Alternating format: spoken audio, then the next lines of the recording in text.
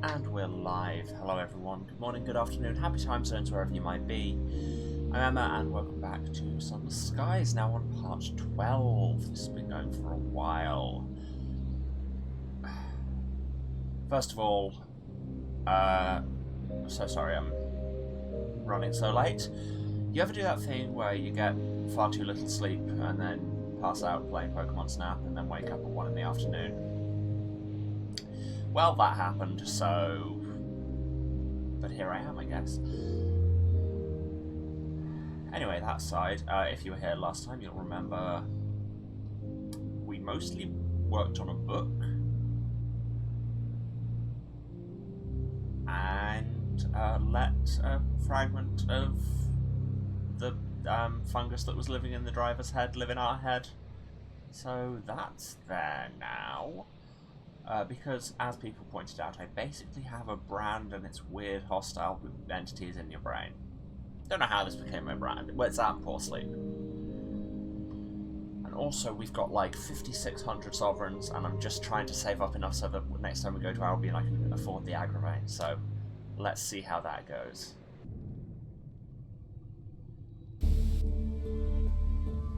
Ah yes, and we've just been at the circus, sorting out the next thing for the rats. We now have 4 of the rats. So let's check our journal. It's a lot. Okay, so our ambition, we still currently need another momentous exploit, which will be completing some of the quest line. The devil wants to go to the Well of the Wolf and London, for which we need the souls that we've still got. Yes. Nature Reserve, I don't know if it's been 15 days, it might have.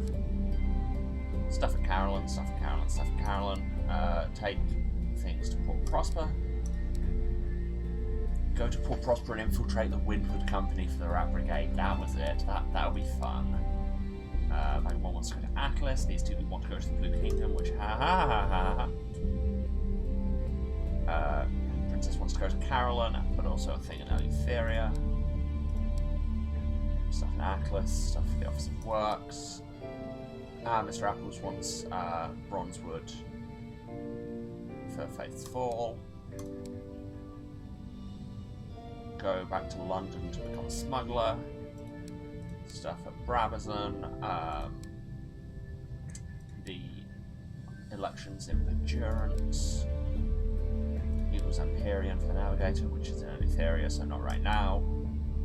Clockwork Sun. Our aunt wants to get to Port Prosper. It sounds like we're going to Port Prosper because everybody wants to go there. Need to capture a live chorus to be. I did that, so need to bring that back to the Well of the Wolf.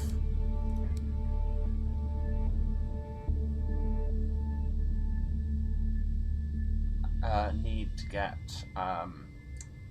getting embraced by the cult. I need a royal dispensation, which will need a bunch of ministry favour.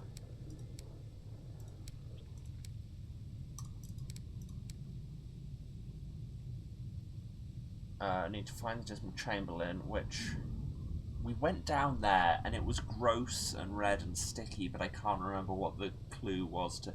Oh, return here with clear eyes and a cold hand around your heart, which... Check Trader's Wood, Pan, and the Mosseri Mausoleum for a correspondence thing, and go to the Mausoleum for the Conductor. So there's a few things in different places.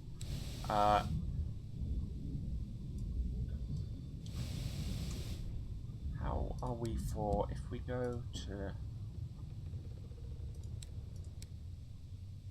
See, we could buy the Bronzewood we need for Mr. Apples' quest, but it would require jettisoning a bunch of stuff.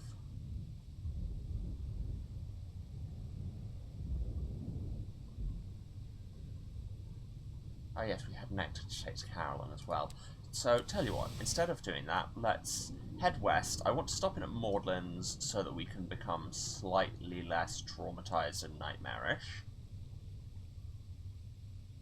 And then we've got Prosper and Carolyn in one order or the other. And then we'll carry on from there. So, let's do that, shall we? I do love that they have the black edges on the text now, because it makes it so much easier to see against the many and varied backgrounds of the High Wilderness.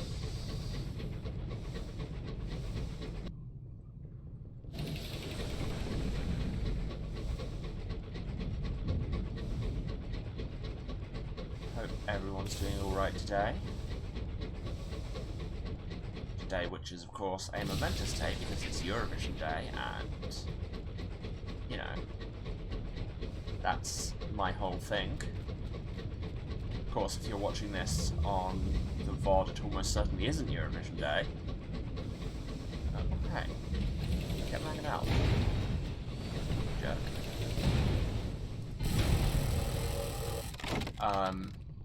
Unless of course it's Eurovision Day like 2022 and my VODs have found staying power, I don't know. But yes, so if you're watching this on YouTube or on the VOD, isn't it great / terrible that that country won, eh? Let's just take money. Money always good, and we need money. We'll let that Liberator and that Marauder fight. We really don't need to get involved there.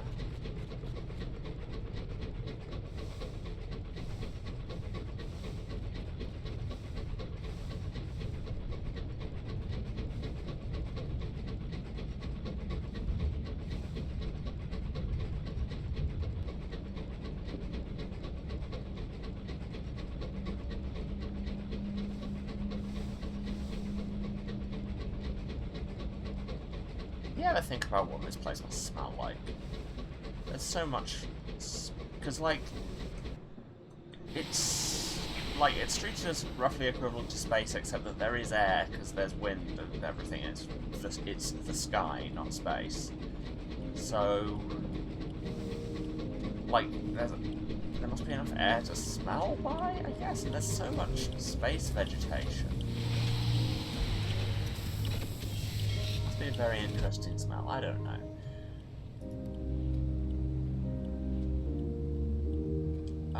We don't really need to buy a drop in terror, so we may as well buy an unworldly artifact. They're always good to have, and only occasionally make me go mad. I've already got 12, okay, that's a lot.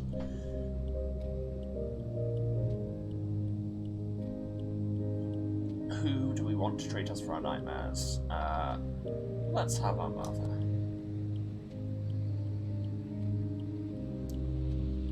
The kettle is on, filling the room with steam. Have you seen this room before? Her face is behind a veil, but the voice is right, as perfect as you heard in dreams. I've sent everyone away so we can talk properly. Still take sugar, yes? Can we afford to get another one? Yes, it will cost our moment of inspiration, though. But the thing we needed one of those for is we've already done that with the Rat Brigade, so that's fine. There you go. For the total cost of 1 moment of inspiration, we are now back to 0 nightmares. This is very good. Let's do a port report. Let's check the shops, selling munitions, of course, like, you know, all good mental health care facilities do. Refill my fuel, and away. Probably go to Prosper first, it's a lot more sensible than going all the way up to Carolyn.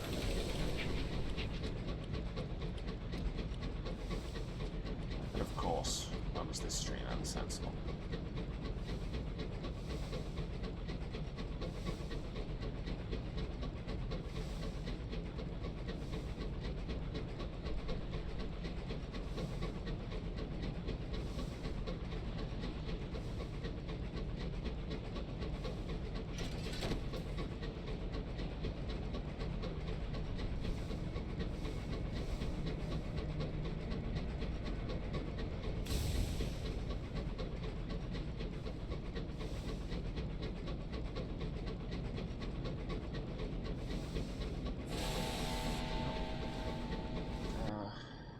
Bothered to turn around and have this fight? Not really.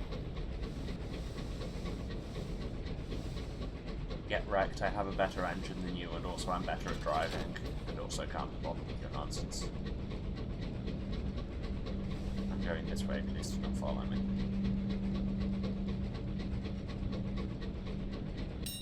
Check this homestead, and we leave.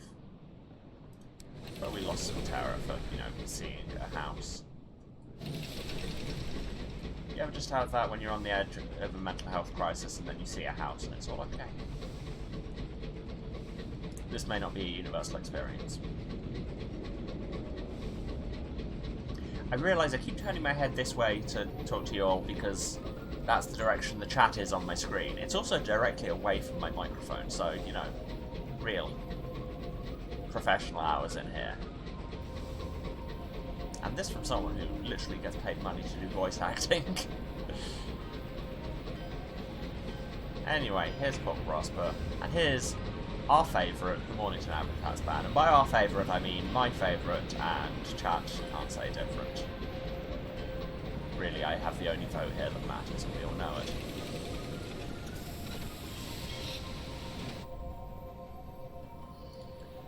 Explore the place. Report. Have some tea at the Nelson.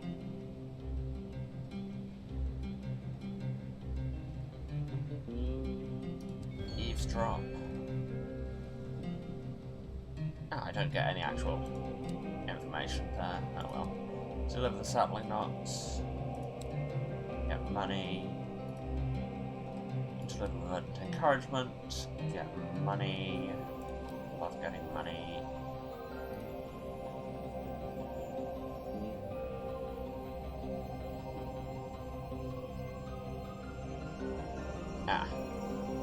So to meet our inconvenient aunt's friend, we would need a reputation with the West Enders or... Okay, 3 establishment affiliation. I think we can get that. Because Navigator's establishment, our aunt's establishment,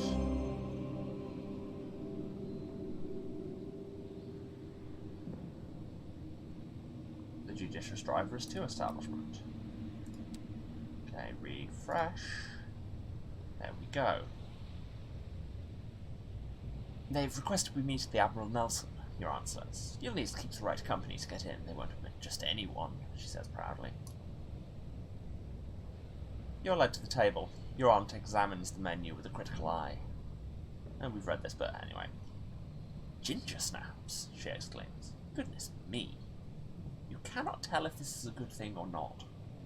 At last, an older lady joins you. She introduces herself as a countess.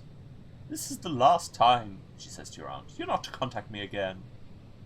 The St. Dunstan's rendezvous concerned the murder of a son, the countess says, frowning. There were 4 attendants. The chaplain of the new sequence, February, Her Majesty's Privy Councillor, and Her Majesty, the Queen. She rises and thrusts what looks like a Christmas card into your aunt's hand before walking away swiftly. Cool, talk to your aunt. Switch all my officers back while I think. Well, we're between stories here, let's just talk to our aunt. What's this about? Yes, we need to go to Pan in Eleutheria to get into the Revolutionary Council. And that's as far as we got with that story before, on account of we still haven't been to Eleutheria. Anyway, shall we infiltrate the Winwood Company? That's a thing we can do. Oh, it'll cost us 300 sovereigns, but hey. It's occasionally open for the edification of the paying public. Slipping away from a tour of the factory will be easier than breaking in. The hour of the factory visit arrives. Your sleeves quiver with excited rats, but in the jostle of gawpers, busybodies, stakeholders and hangers-on, no one notices. The wrought iron gates with their cheery motif of butterflies swing open. A sharp-smiled company forewoman is on hand to lead the tour. Inside is an orderly purgatory of wheels, spindles and great creaking looms. Steam, smoke and the crystalline gleam of cracked hours makes visibility poor. Your sleeves squeak impatiently. You're inside the Winwood factory now to find the lieutenant. There are guards watching the workers, there are guards watching the machinery, valuable if dismantled, disastrous if sabotaged. There are guards watching the upper doors into the private offices of the company boards. Still, you can't watch everywhere. After only a few minutes, you've identified the door to the lieutenant's office. The little rat hole cut into the bottom of the door gives it away. Okay, so we can do it with veils or iron. 56 or 54 respectively. Don't love it. Can I switch around my officers to get more veils? Yes, I can. Although this probably won't have any effect without switching without refreshing the page, which would require, you know, leaving and coming back. Anyway, let's sneak in. Albrecht nuzzles your hand encouragingly. You have a band of trained sabotage rats. Use them. Yeah. Wilma's had a plan for this situation ready for months. Well, I don't sleep well. Albrecht is the distraction. His performance as a lost pet rat is riveting. A gaggle of guards argue over who's taking him home for their children. Meanwhile, aided by Angel's distraction, exploding an hour loom, Petronella gets to work with lockpicks. She disarms the triple vial of cantankeride poison, the rotating tumblers, and the serrated unlock mechanism. Cinders barrels through the door. You open the door and sneak in, followed by the rats. Within the plush office, the parsimonious chairman is sipping tea, while an elderly rat goes on about harnessing the peacock wind to increase production. Cinders coughs politely, scurries through your legs, and jumps up onto the table, pistol in paw. The elderly rat blinks several times. Cinders, I was wondering when this day would come. His voice quavers like an unfortunate flute solo in a school concert. That's a great line. My dear chairman, I advise that you do not move or even blink for the duration of this interview, or I suspect someone might do something unpleasant. The lieutenant turns his attention back to you. Before you do anything, I have one thing to say. Cinder's derringer is aimed squarely at the elderly rat's face. The parsimonious chairman moves to add half a lump of sugar to his tea, but thinks better of it. The lieutenant cowers before her. It wasn't me, he squeaks. Cinders blinks. You what? The words pour from him. I knew Sarge was up to something. Covert meetings, solitary reconnaissance. He made the deal with the company. But there was a miscommunication. They fired too soon. Afterwards, they assumed I'd been in on it. They offered me everything they'd offered him. Yes, I took it, and I took your blame, too. Never told, did I? That you keep your memory of your dear old Sarge. Cinders shakes her head and cocks her gun. Nope, not having it. What proof do you even have? The lieutenant spreads his paws on the table. I suspect the only proof left is in the vault. I'll give you my number regardless. I would ask you to spare me until you've entered it, at least. In her pause, Cinder's gun wobbles. Yeah, maybe let's not do a murder if there's any doubt. If there is proof in the vault, all well and good. Oh, let me switch my officers back while I think. And if not, shoot him then. Maybe he shouldn't be shot dead. Cinder's claw curls around the trigger. Her whiskers tremble. The lieutenant pours himself a last cup of tea. 5 sugars. Bang! Several rats jump. The parsimonious chairman swears. Cinders has fired into the desk. Get his number, she says between clenched teeth before scurrying out of the office. The lieutenant takes a last sip. Let me come with you. The company won't let me stay after all this fuss. I'll give you the number once I'm on board. He leads you straight out of the factory, dismissing questions from colleagues with inventive lies. Yay. Got experience, got the lieutenant. It's all going well. It's all going well. Let's talk to the Rat Brigade. You have the number and location of Sarge's account. It's time to head to London. The whole brigade are gathered around Cinder's nest of spent bottles and old journals. All eyes are on her. She pads over to the lieutenant. His moustache is droop, but he meets her gaze. Here's the thing. I don't like you. I don't trust you. Cinder stands nose to nose with him. But you were given a number, and you've shared it with us. We'll see this to the end. All of us. Just don't try anything. The lieutenant nods. Of course, Cinders. Cinders turns away. Wilma watches her with an appraising gaze. The Rat Brigade is ready to head for London.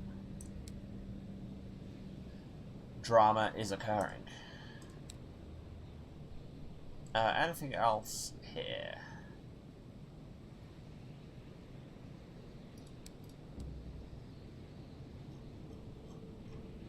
What Prosper wants? Souls, which we don't have any generic souls. Could have picked some up on the way here, didn't. We want to be going up to Carolyn next, so let's just restock.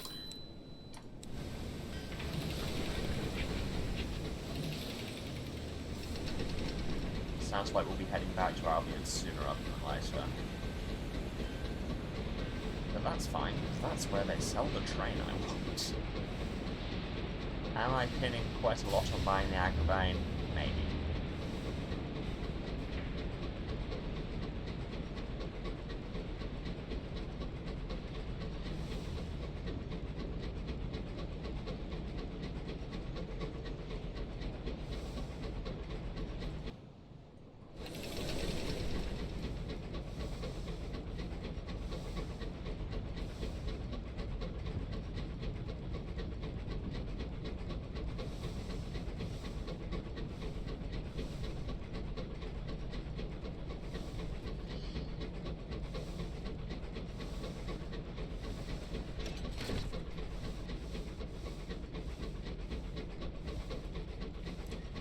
Now that I've made that one remark about how the High Wilderness must smell, it's really all I can think about now.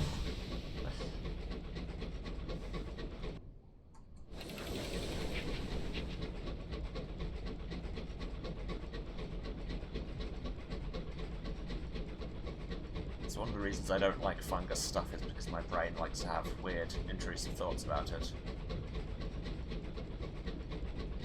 But also, I don't want to go and buy followers, so... Sorry. First name bunch of numbers, you are banned.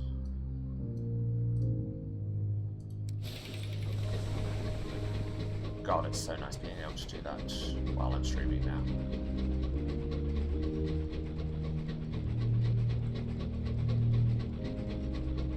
Tell you, buying a second monitor was one of those things where you're like, well, do I really need it? Is this worth it? And then you get it and you have no idea how it works without it. And here we are in Carolyn. Let's go to the shrine, lose a bit of terror. To the foyer, report. Still can't get up to 5 establishment. I think we've only got 4. Flag Devil's got anything to say? Have the Devils forge a ring for the princess. It really sounds like we're just getting the princess wedding gifts from the description of these quests.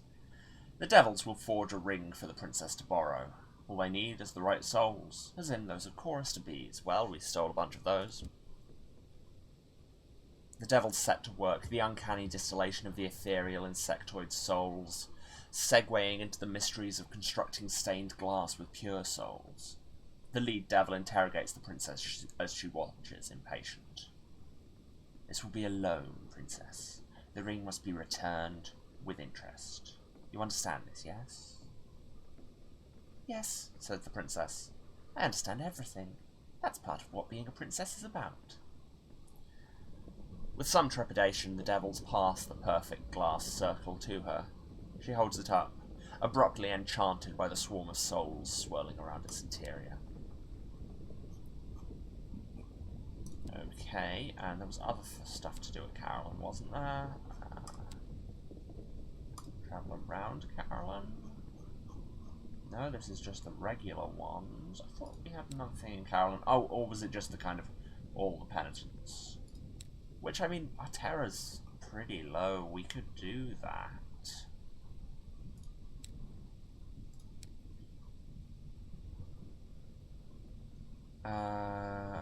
Five deprivation or 1 and 1 ordeal. I can get both of those. Yeah, let's get an ordeal.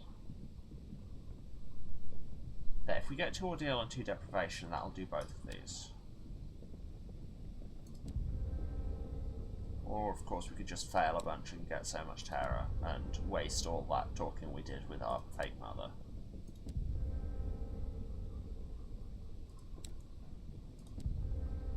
Oh, come on.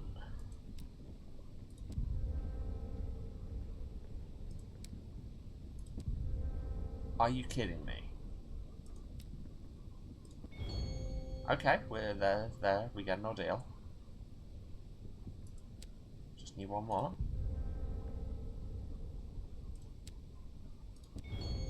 Okay. Back to Carolyn. Well, back to the centre of Carolyn. Still Carolyn. Purify ourselves. Go to the Bell Garden. Get some penances of deprivation. We now have 2. Must already have 1. We could be spending penances to cure our soul, but we have side quests. You know how much I love those. The penitent nurse, she's huddled in a corner with cotton stuffed into her ears. Donate both deprivation and ordeal. What good is control if it doesn't come with strength? Mood, really. You donate your penance to her.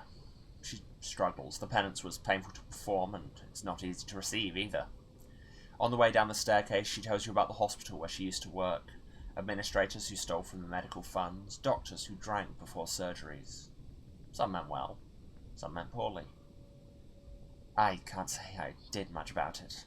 I didn't want to be too harsh with the ones that were trying, she says, but I should have done it for the patient's sake. And back we go. Back to the stunted grove. Approach the professional penitent. She's seated on a stool, eating vast quantities of sorbet. Donate ordeal and deprivation. She likely has a use for these, for her current customer or for a future one. She accepts both penances gratefully. Let me pay you, she says. Deprivations are not my favourite. I'll still do them, of course. There's nothing I won't live through for a client. But the fasting gets dull, so nice to be able to stop this without having to do it myself. Okay, we've also got the Hellish Penitent. 5 inescapable truth or 5 endurance. That's a lot. Also, have we made sure that we've actually talked to the penitents in each of these to start their quests? Gaslight Terrace is done. Bell Garden's done. Checkerboard Garden. Done. Stunted Grove we just did. Insatiable Roses. That's the Hellish Penitent.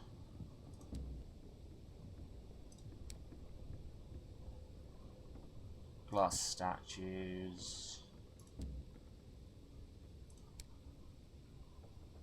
The Grim Penitent. We haven't actually talked to him. The man is slim and there are circles under his eyes. He shows no energy at all. He lifts his eyes when you see yourself. It takes time to get him to speak. He finds the effort of conversation very hard going. For the first few exchanges he confines himself to the weather at Carolyn. But finally he tells you why he's here. Too many years I lived on the other side of a mirror, he says, so long that I forgot everything about that place and its ways, where it is and not to change places. I took a companion and endured his not love. It took me a long time to recognize it for what it was. Cool, so I need 5 penances of excess or endurance. 30% is not nearly good enough to do some penance here, and endurance. No, endurance I can't get because our soul isn't clear, and excess. What are the odds on this? 33, yeah, not worth it. Not worth it. I would just be spiking my terror on some bad rolls. So I will leave that.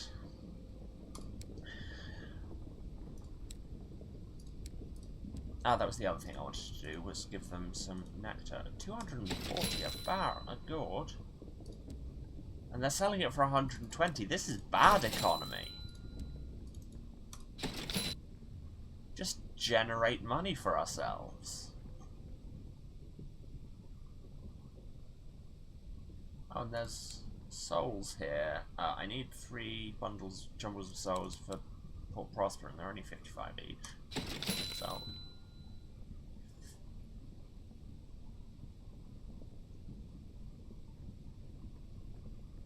okay, this is actually going pretty well, touch wood.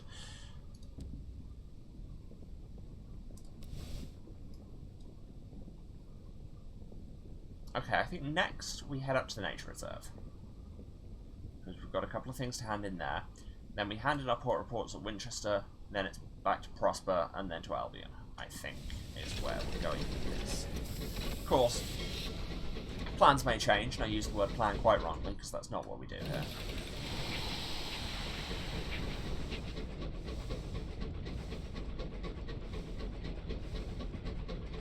Okay, thank you very much, Charities Lady, and I will see you...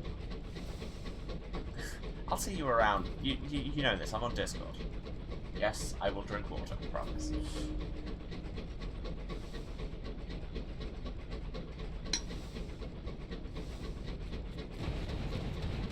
Cool, that's another fight I'm not getting involved in. Oh, hey, Craig's. Oh, hey, another fight I didn't want to get involved in, but I got some munitions. Hey, don't shoot me. You shoot me, you get the mangonel, aye? Okay, I thought the mangonel was on the other side of my ship to where it was. Good. And then, if you just drive into a wall... Hey, you don't dodge the mangonel. It's not how this works.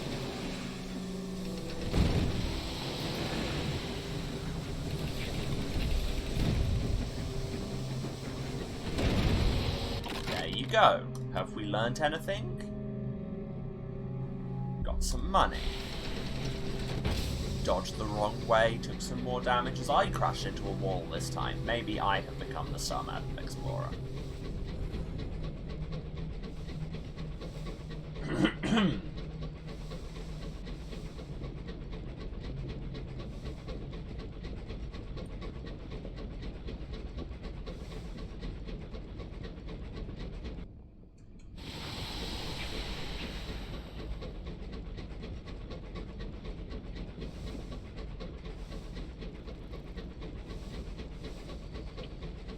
Cantankerai over there that I really can't be bothered with. However, these Cantankerai are dead.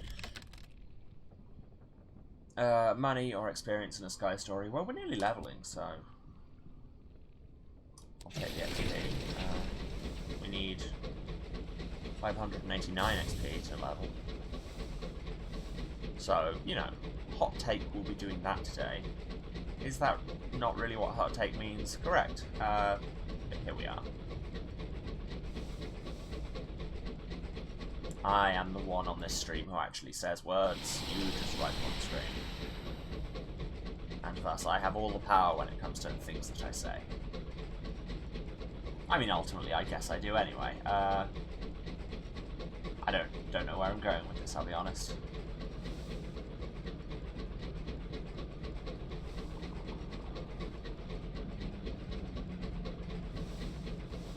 It should have been 15 days since we last went here. I'll be really annoyed if we get to the reserve and they're like, yeah, cool, we don't need you yet.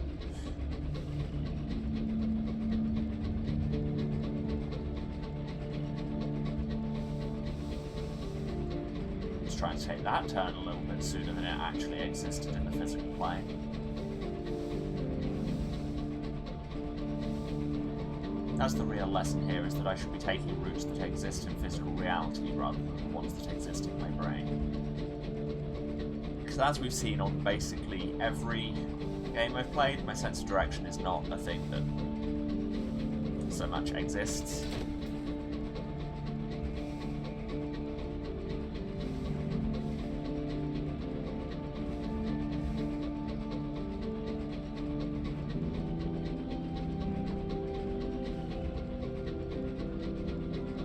get the track very pleasantly in time with the music.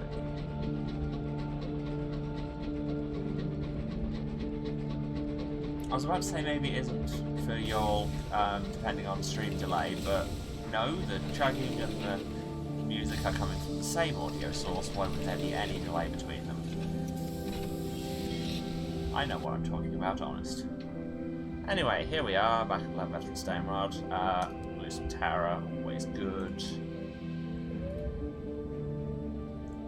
Do some exporting, some sapling knots, a new Winchester, some verdant encouragement, support Prosper, these are both places we're going. Back to capabilities inquest and basic research. Aha, we are good. He left a note at the dock asking you to drop by. The phlegmatic researcher sits alone in his cabin. A pie sits on his table, barely touched. He welcomes you, but sounds dejected. Evil befell my colleagues. My research has been cancelled, he says. Ledbetter and Stainrod won't tell me why. Could he tell us more of his trouble? Ledbetter and Stainrod cut my funding and took away my work. He takes an unhappy nibble of pie. They're shutting down research here. The entirety of their production is turning toward Apollonian cinders. And his colleagues? One sang her voice away, and that didn't stop her. A few have shut themselves away with their research. The researcher shakes his head. There must be something here causing the fatal obsessions. If you'd help me discover it, I'd be grateful. A calculating look flits across his face. It'll need someone to go into the reserve. They'll have to be well armed. You captains carry munitions, right? I mean, often, but not currently. Oh, 3 permits. Yes, thank you. And 300 XP. Oh, we have a crate of munitions. Can't remember if we needed that for anything in particular, but we certainly got it.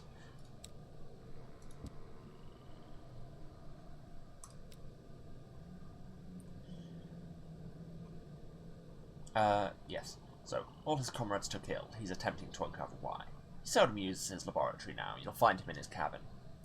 Lying in bed, his swollen red leg raised up on a mound of pillows, the phlegmatic researcher flicks through pages and pages of notes.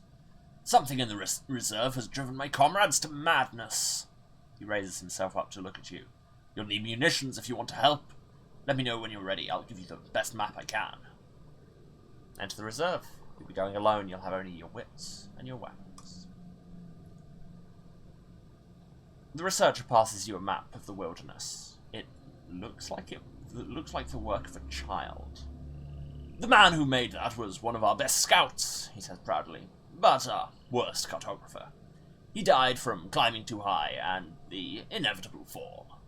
Please, find out what's driven my friends to madness. We have a map of the reserve. Going on tours through the reserve will make this easier. Well, it's 100%, so that's good. The map indicates that you should continue straight ahead from the Fort Road, visiting neither Albert's River nor the Violet Wall. The abundance forms a labyrinth. The trees on each side grow so close together that it takes all of your wits to navigate the undergrowth. But you forge a path through the brush till you emerge to clearing. There are no other people here.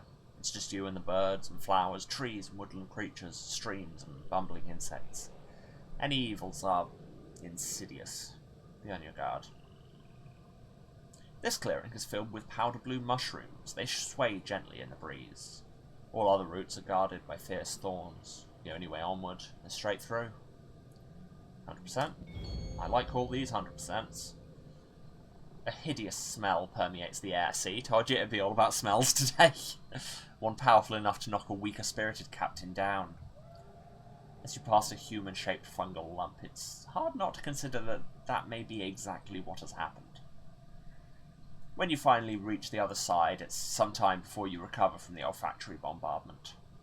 Your map directs you to a cliffside which towers above you. The cliffs are covered like a mixing palette. There's a small cave opening the map indicates you should travel through. Also on the map, circled and in red, is no light. Well, 100%, I like that still. Partial success? 100%? What? Game! You feel your way along the wall, placing one foot carefully in front of the other as you go. It's impossible not to stumble. Your foot is caught and you fall. The sound echoes through the cave. From above comes the roaring of 10,000 tiny voices and 20,000 wings. Set creative munitions ablaze and run. The swarm draws near. Hurry. You set fire to a crate of munitions and rush headlong through the tunnel. The force of the explosion sends you tumbling forward, but does you no harm beyond bruising. And you probably looked really cool. Thankfully, the creatures from the ceiling suffer worse. Those that survive do not chase you. At last you emerge on the other side. A great valley lies before you. And you need munitions to do each step of this. Boo to that. Back to the cabins. Ugh. No, they would have been really nice if they had a sale on munitions, but they don't.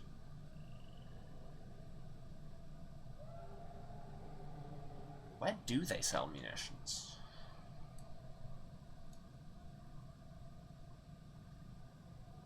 Not at Lustrum, not at Prosper, not at Circus. I don't think they sell munitions anywhere in the Reach. Oh, okay, I guess. We're done here for now, then. Boo to that.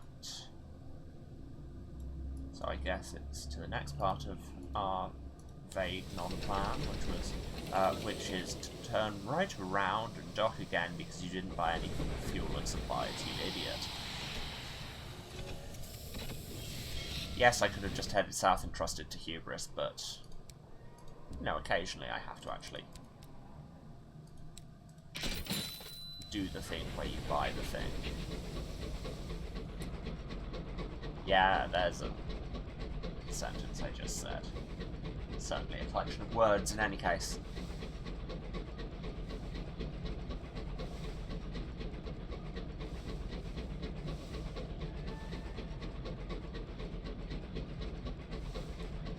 Next up, stopping in New Winchester because we've got some exports for there, and also we can get repaired from that fight we did very badly and then drove into a wall. Oh god, I hear that noise. That's not a good noise. Oh hey, free night. I say free, you have to do some bees for it. Oh no, that was bad. You took some real damage from that. Semi-collision with us all of these. And we'll take the XP, because that's a level, thank you.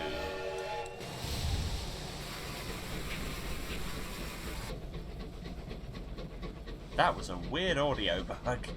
Let's take this level. Let's take a facet. Okay, so our things at the minute are 47, 47, 45, 43. So ideally we want Mirror's Sub-Iron, which is a weird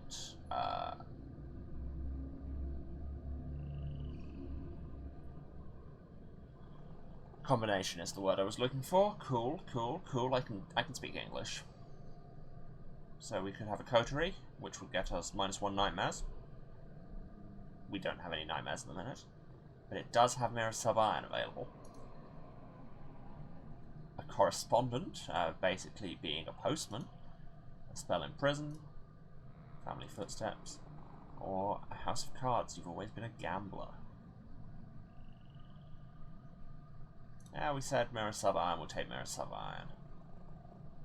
Along with some dear friends and acquaintances, you formed a tightly bound clique of free spirits. Finding the prevailing opinions of society stifling, you sought solace among more congenial company. What shared interest brought you together? A thirst for adventure. You were all captivated by the unlikely, the unwise, and the unnecessary. That's this stream! Why did they do it, people ask, of your latest antics? The answer is simple. Because you could. And because hubris.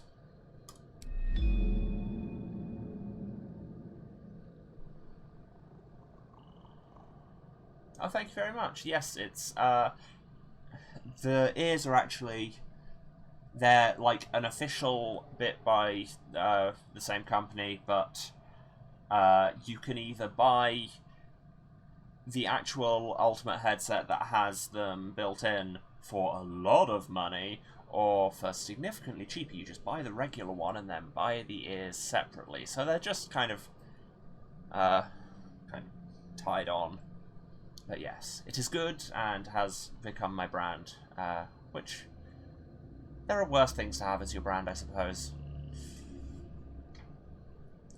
And most of those are probably also my brand. Let's be real.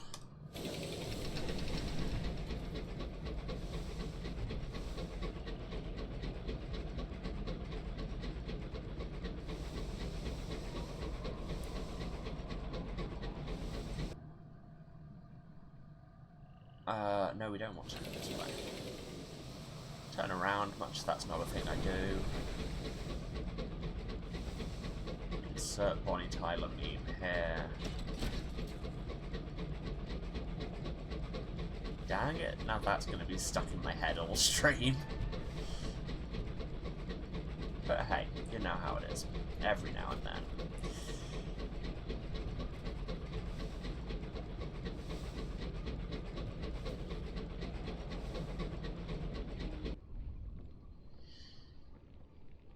Again, with the alcoholism content. Endure. Oh, or not. We could not endure.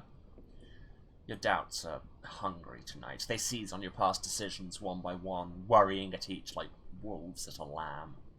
Sleep is impossible. When your shift arrives, you arise haggard and unrested. You splash water on your face. Wonder what mistakes you will make today. God, if that isn't the mood.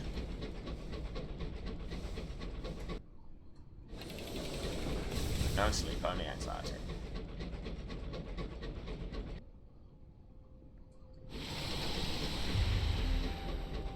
Thought some of the land had been in different positions to usual, but no, the chart is the same as ever, and it's just my brain.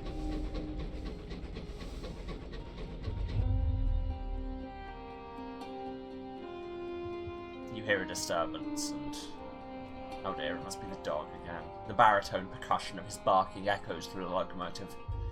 There's a pressing question to consider. Where's the noise coming from? Someone whoops from the direction of the driver's cabin. The locomotive shudders and shakes like a racehorse on the cusp of their last great adventure. You enter to find the driver strapping goggles to the inadvisably big dog. "You won't leave," the driver shrugs, scratching behind an ear. "And since he won't leave, I decided he might as well be properly equipped. It was an effort to get him to sit still, and he's showing no sign of leaving. Let's make a spectacular distraction. If you can tempt the inadvisably big dog's attention, he might leave." You exit the cabin with the driver and begin to raise a ruckus. You sing a giddy duet while banging a rhythm into the door frame. Luckily for everyone else, it does not take long for the inadvisably big dog to emerge, ears perked in the direction of the noise. Yep, that's just our adventures with having this enormous dog on our train.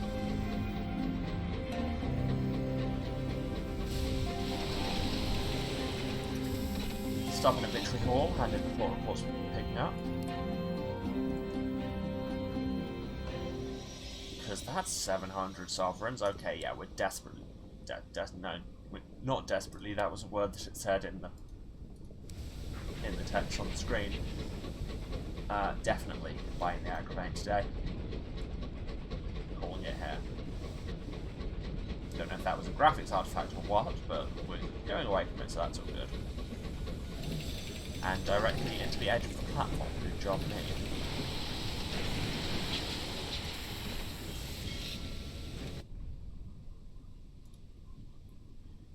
Deliver these sapling knots. Don't need crew, but we do need repairs. Oh no, 39 sovereigns. Nothing else happening in town. Can't do our ambition yet. Yeah, so the momentous things we could do are completely switch the war around for the stovepipes, which become an adept horologist, save the sun, do all the well rights, investigate one of the legendary wrecks, pass a bill in Parliament, start a revolution on Brabazon, and that really sounds like my kind of thing. Rescue someone from perjurance, kill a bunch of things, and like guests and the Scribesminster, very doable, and I'm pretty sure we've done on this captain. Curators and Scornflukes are going to be much harder. Or annoy all of the sky gods at once, which is a very bad idea.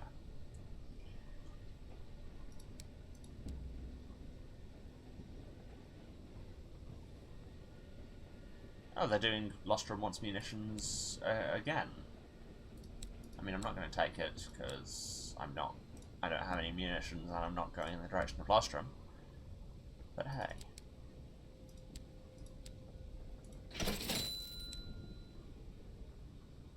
These souls of Prosper, yes. Okay. So, yeah, I think that's that. Next up. Southwest. Support Prosper. Not really worth stopping anywhere on the way. Let's just head out and through. Down and around and through, as Teeth would have it.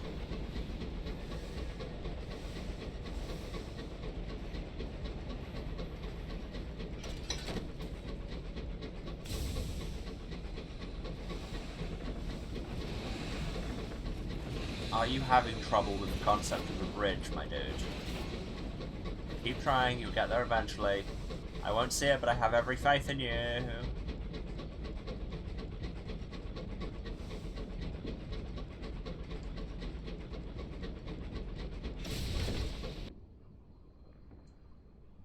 Yeah, we can take this western cut, that's fine.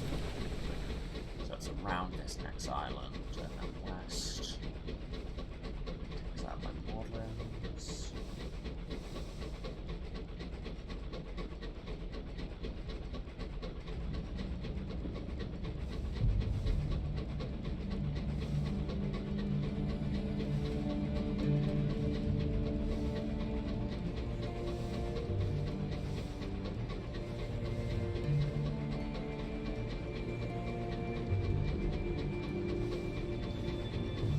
I know a lot of them just Kickstarter backers, but I do like having the people just random unexplained people's names on landmarks like Basilar's Folly there.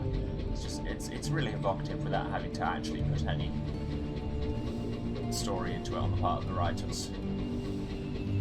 It just implies a certain amount of world story. What's the thing marked as something to crave over here? I'm getting distracted, aren't I? It's just a homestead.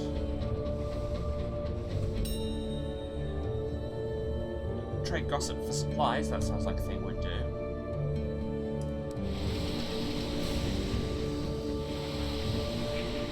And gossip isn't going to stop us going mad and eating each other, which is, you know, a very real possibility. I mean, I've eaten a couple of people at this point. Had a dissociative episode in the middle of the night and ate a guy, you know how it is. The other way around, I'll hit the Monument to the Unknown Rat, which will at least lose me some terror.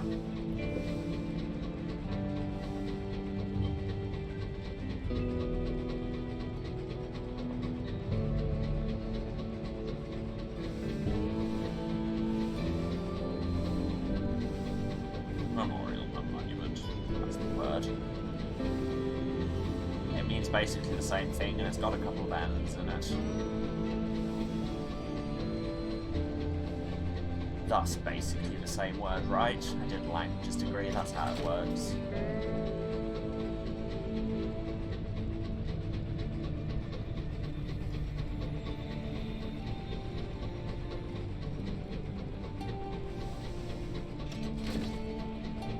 On the homestead. It's abandoned. Can we find anything there? Crates of nostalgic crockery. Alright, I guess we'll be able to sell them somewhere, probably.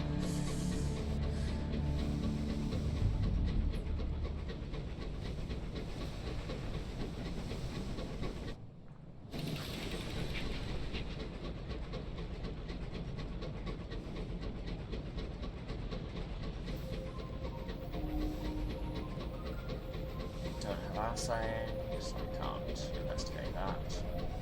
I think we get an extra orc slot when we get the aggravating, so I'm getting assaying.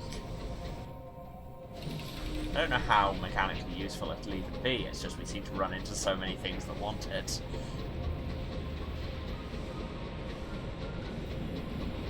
And here's the monitoring habitat span once again.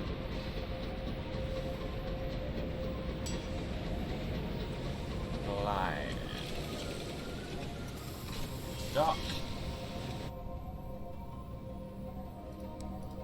We have souls. Again, it says please accept the small additional sum, but it doesn't actually show it, so I imagine that's a bug in the new edition, because it used to show them. We'll need 2 barrels of ours.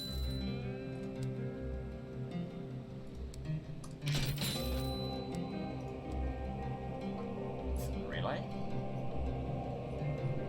NPC in town. Oh yes, do a port report. Deliver some fertilizer.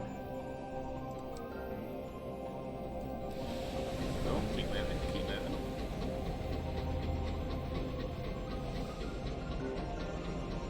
Here's the relay.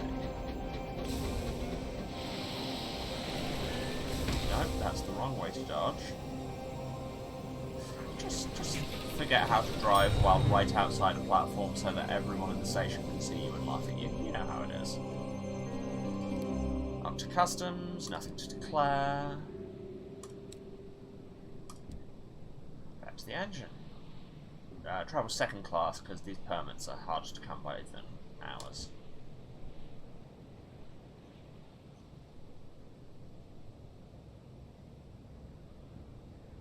What? Why is the borough below displeased with us?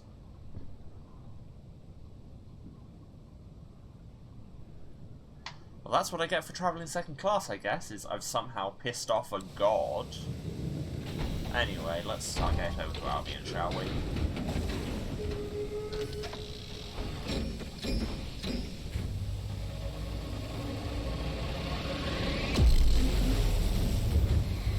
I just really like the design of the relays. Something so pleasingly mechanical and just... I want to say officially janky. Anyway, here we are again, back in Albion. We should probably start with grabs and see if they want anything, and if we can maybe spark a revolution. You know how it is. That's on our broad to-do list.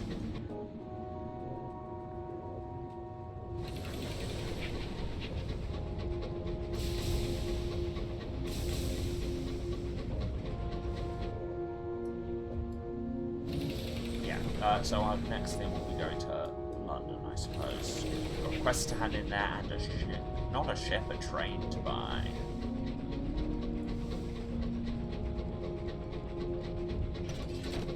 And here we are at Brabazon.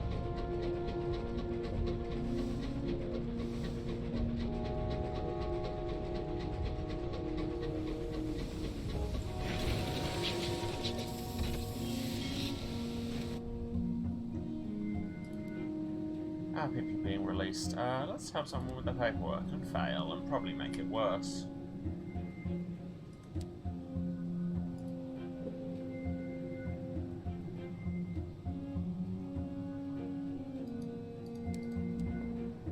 Oh, see, they're selling munitions. They sell crockery here. I was wondering if they might want to buy it, but no.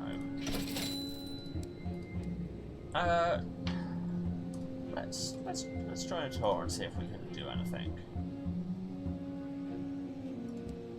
Have a savage secret, I've got those. Yeah, as ever, we're gonna skip through this a bit. Sneak away. Write a report. Donate some supplies. The locals have grown so used to gruel that even Murgatroyd's fungal crackers come as an exotic extravagance to them. You share what you have with as many as you can. Fuller bellies means more strength with which to agitate for better conditions. And here, have some stories as well. Everyone needs stories. Got a savage secret, which is what we spent to get in here, so... Your kindness has drawn the attention of a leader of the Brabazon works. Hello. A faintly bearded youth sidles up to you. Our Gov wants a word. The youth ushers you past his exhausted peers into a two-story brick house. Its doorway is lit with a red lamp, and we're running out of time. That's not ideal. A wiry, ginger-haired man grins at you over a desk littered with documents. Some are crisscrossed with scrawled notes, others are pristine and freshly inked. The faintly bearded youth has a beatific smile. Our leader, the reverberant activist, saw your work. He said you might be able to help. We have heard of your generosity. He pumps your hand. His grin is wry. And as we know, the reward for generosity is to be asked to be more generous still. That is how it tends to go. You've seen the conditions here. This is the lot of the unfortunate, not the deserving. Brabazon is at peace. Workers respect their lot in life. They shouldn't. I want you to help us fight back and secure better conditions for everyone who's sent here. He pats the faintly bearded youth on the back. We have the will and the strength, but lack something you have in abundance. Freedom. We need provisions and materials. We need someone who can smuggle them in. One of the overseers in the bit between believes in the cause. He describes the overseer to you. They'll help you in and out.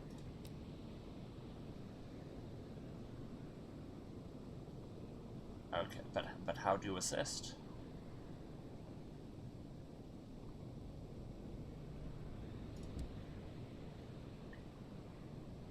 Some of the workers of Brabazon are fighting for better conditions and require materials from off-world to aid their efforts, so tea and savage secrets, which we just got from your own workers, so sure. The reverberant activist listens closely to the information you bring him, his eyebrows raise. Yes. Yes, this I can use.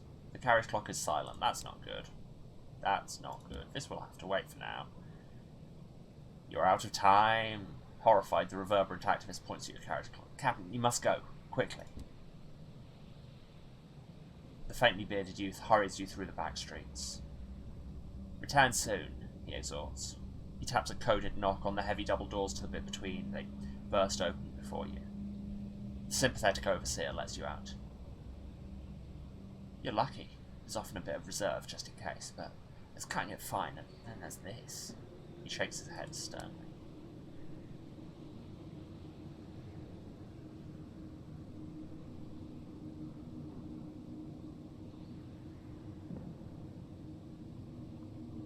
So yes, we can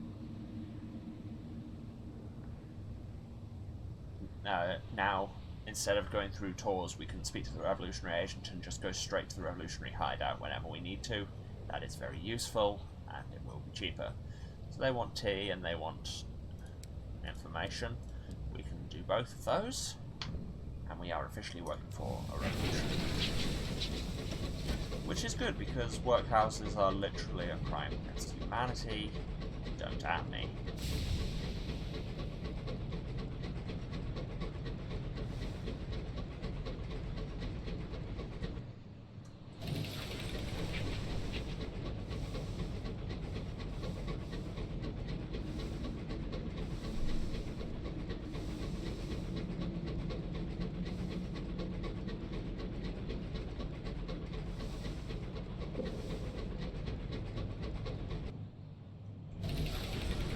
Really have been putting some thought into a name if we're getting a new train today. Oh no, I have unsettled dreams. That night your sleep is peppered with uncomfortable dreams. A dream of a midnight meadow. Above you the stars are going out one by one as if their gas pipes have been turned off. Flowers bloom in the dark, coloured in a spectrum of blacks that were heretofore imperceptible. The black of grief, the black of 4 times the blacks of liberation and of possibility. A rainbow arches across the newly empty sky in 7 subtle shades. All black, of course. You wake.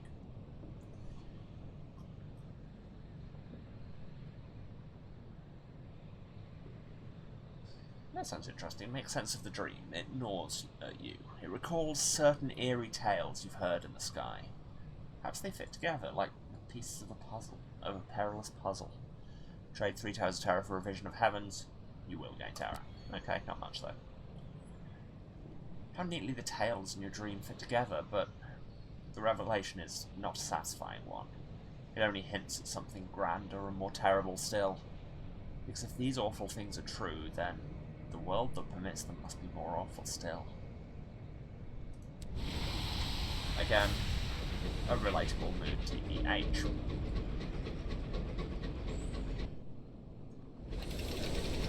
Now we're slightly further up than I thought we were, but it's fine. Is that background? I can't tell. That's not background. Okay, so that other bit was background, but hey.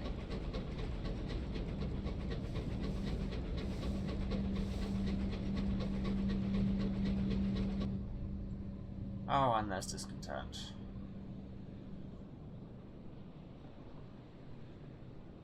Reprimand. I do not care about your sighting of a space corpse. There's a lot of those about, frankly. Get over it, man.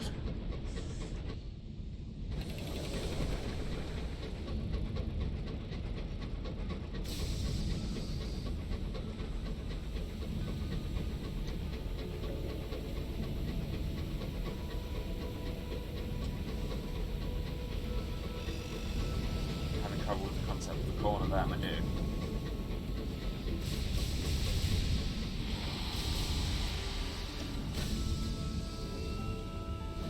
That's how you should do an approach to core, right? Absolutely seamless and textbook. Horological office. Here's an observation of a men of weft. 200 sovereigns and some gratitude. Excellent. A new assignment. In Welbury, we can do that.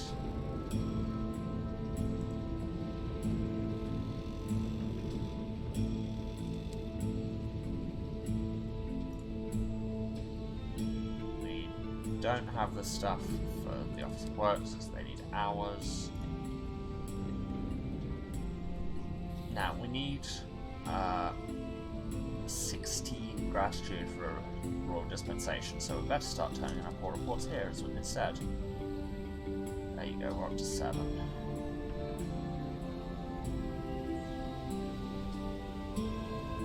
And the sun is still doing badly.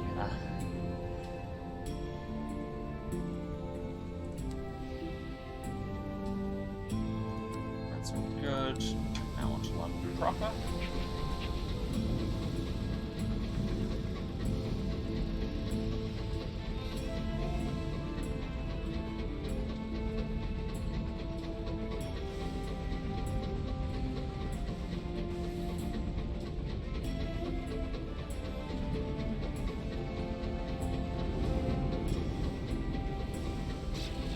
What is that? I'm going away from it, and I'm a big fan of that. Wait, no. St. Dominic's is the other way. I'm going towards it. I'm less of a fan of that. It's a glorious dreadnought. Oh, yes, because the... So, glorious dreadnoughts, I've not seen one in this game before. In the Sunless Sea, those are the sequencer ships around the Dawn Machine, which is basically the prototype for the Apollo Zam. Okay, we don't need crew. Explore London, shall we? Look for the Baroness of Hell, because we have these souls and we've had them for quite some time. The Repentant Devil does not know her current address, but he's certain it will be someplace formerly grand. What used to be the Brass Embassy, which is the London Embassy of Hell. You try the remains of the palace, you try a few townhouses that have fallen on hard times, then the Repentant Devil cackles to himself and says, I know where she will be. Hard to believe I did not think of it first. He leads you unerringly through the streets. It seems he lived here for a time, not long ago. This was once the Embassy of the Devils in London. It It's now a ruin, though still overly hot. You can see only a few limbs of the Baroness at a time. Most of her extends up the grand staircase and out of sight.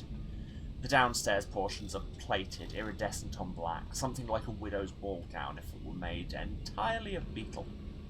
The Baroness's children are sightless larvae chewing old paperwork. Someone sent an assassin after me. The repentant devil addresses the Baroness's downstairs eyes and her downstairs mouth. The plates of the Baroness exoskeleton spasm. The rhythm is the rhythm of laughter, but the sound is the rustling of leaves. When she speaks, it's with the same desiccated quality. If I had the energy to kill you, I would have done it long ago. No, my old friend, your problems come from very much another direction. They visited me looking for you. She turns her notice to you. It must be irritating serving such a master. He becomes intolerable when he is bored. This is my train. Oh, do you think so? The Baroness's mouth parts move as though chewing something in the air. I'll leave that between you, shall I?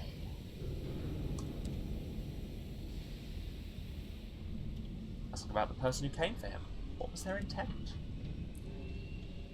I said that there was no point in trying to take him anywhere he doesn't want to go, Baroness remarks, extending one limb towards the repentant devil. But she seemed likely to keep trying, so I killed her and kept her effects. She produces a bundle of things, mean little clothes, a mean little dagger, and some paperwork. The bundle has been chewed on by the Baroness's children, but the papers still look legible. With that, you're ready to leave. What will you speak of as you depart the embassy? Revolutionary tendencies seemed on brand for us. Once he was an ardent Republican. He speaks of his last fight with the Baroness. She did not wish him to leave or to join the Republican faction. The fight was lengthy and violent. He still has scars. Why do you think he had to grow his sideburns out? The repentant devil has become more angry at the judgments. Are we not all angry at the stars? Okay, so we still need to take him to the Well of the Wolf. Oakensarge's account for the Rat Brigade. The Rat Brigade are ready. Halliges is no match for their tiny, squeaky resolve. Halliges' central office is a restrained Art Nouveau building not far from the Ministry. Its girders are curly-cued, its ornamentation offers a tasteful nod to the Clockwork Court. Its palette is faded gold like the afterglow of a sunset. Inside, dark wood furnishings, bronze wood countertops, and comfortable chairs beside verdant potted plants. Anything to make the customer forget that they're dealing with anything so crass as money. You approach the nearest clerk, introduce the Rat Brigade, and produce the relevant account number. The clerk's eyebrows rise. At Halliges, we measure ourselves by the quality of our clientele, she says, sounding thoroughly miserable. This way, please. The clerk leads you through an interminable series of hallways, through offices, studies, and libraries. At last you arrive at a spiral staircase of wrought iron. You descend, flight after flight, the brigade growing heavy on your shoulders. Eventually you emerge into a chamber whose walls are set with many metal doors. The clerk unlocks one and steps aside. Enter the vault. The Rat Brigade is silent. The rats follow you in. The clerk smiles. I'll be here if you need me, she says, no doubt ready to summon the guards if anyone puts a whisker out of place. The vault is hewn from the very foundations of London. Mineral deposits glisten in trails along the walls. Iron girders support the stone, enclosing the space within like a cage. Further doors extend from the central vault. Each bears a brass plaque with the name of a member of the Rat Brigade. In the centre of the vault, a piece of paper rests on a stone dais. The note reads, in tiny handwriting, I'm sorry. Well, there's a lot of these. Okay. I assume we can do all of them. Open the door, Mark Petronella. Petronella is reluctant to open it alone. The door swings open silently. Good oil on the hinges, Petronella says, her voice betraying a slight tremor. Come on, I've been waiting for this for... Inside is a set of miniature trains. A whole clockwork railway set commissioned from Icarus and Sons, the renowned toy makers. Petronella examines the set carefully, commenting on the intricacy of the gears, the detail of the antique engines. Then she leaves the room empty-handed. Not keeping them. He doesn't get to clear his conscience with a bribe. Open the door marked Albrecht. I would appreciate your company, Captain. Albrecht takes a deep breath and bristles his whiskers. Alright, after you. The room is empty, but for a card on a wooden table. Albrecht scampers up the table leg and takes the card in his paws. His whiskers twitch as he reads. He squeaks excitedly before remembering himself and feigning a cough. Excuse me, an invitation to a certain house near Etheria. Suitable for hands of my persuasion. An odd gift, but I've always wanted to visit. And now, what a sham. Excuse me, I would like a moment alone. The door marked Wilma. Wilma jumps up onto your shoulder. Well, come on then. There's a merry gleam in her eye. The door is heavy and creaks as it opens. Wilma sighs. Of course he didn't bother for the maintenance of my room. Let's see what the old crook left. Oh, hello. Inside the room is a little table with a silver key and an address written on a neat card. The address is very fine indeed. Well, well. I may be moving up in the world. A house. Well, I suppose I may have cause to entertain a few guests in the near future. Open the door marked Vianne. Sarge always liked Vianne, Albrecht says quietly. There are only two things on the dust-covered table inside. A velvet purse containing a few sovereigns and a ticket to Palmyra and Plenty's inconceivable circus. Angel scurries in after you and sniffs the invitation before biting one of the coins. I'll take these. She might want a friendly face to show her around. He looks sincere. What? We got on once. Open the door marked Angel. Angel is practically gnawing at the door. Open it! I want to see! Inside, gathering dust on a small medicine cabinet, is a card and a heavy bag of sovereigns. Angel's face falls. It's not bombs. He pokes the purse with a claw. Not even guns. Not even gunpowder. He reads the card. It's for a quack. Maudlins. But this must be meant for Vianne. He snatches up both. I'll make sure she gets it. He does not meet your eye. Well, I'm just concerned for her well-being. The door marked Humphrey. The lieutenant sighs. Do I even want to know?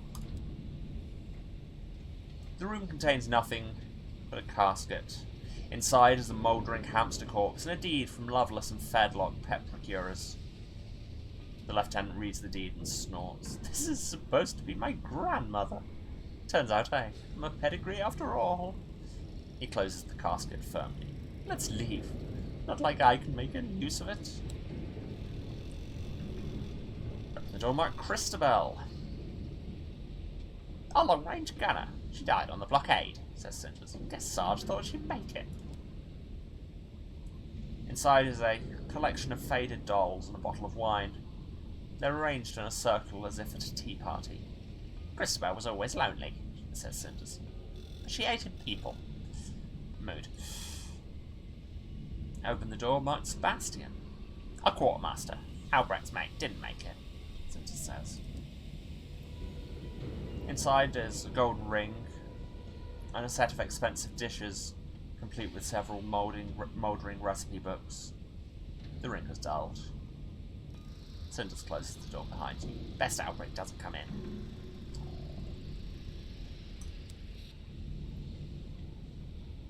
That is sad. Open the door might shame us. Our navigator died getting us off the governor's engine, Cinders says. This room contains a permit. It allows one-way travel back through the avid horizon. Cinders crumples the document up. Useless now, she says. Because that gate's just closed anyway. And the door marks Cinders. Cinders looks at you. You go in if you want. I'm not giving the bastard satisfaction.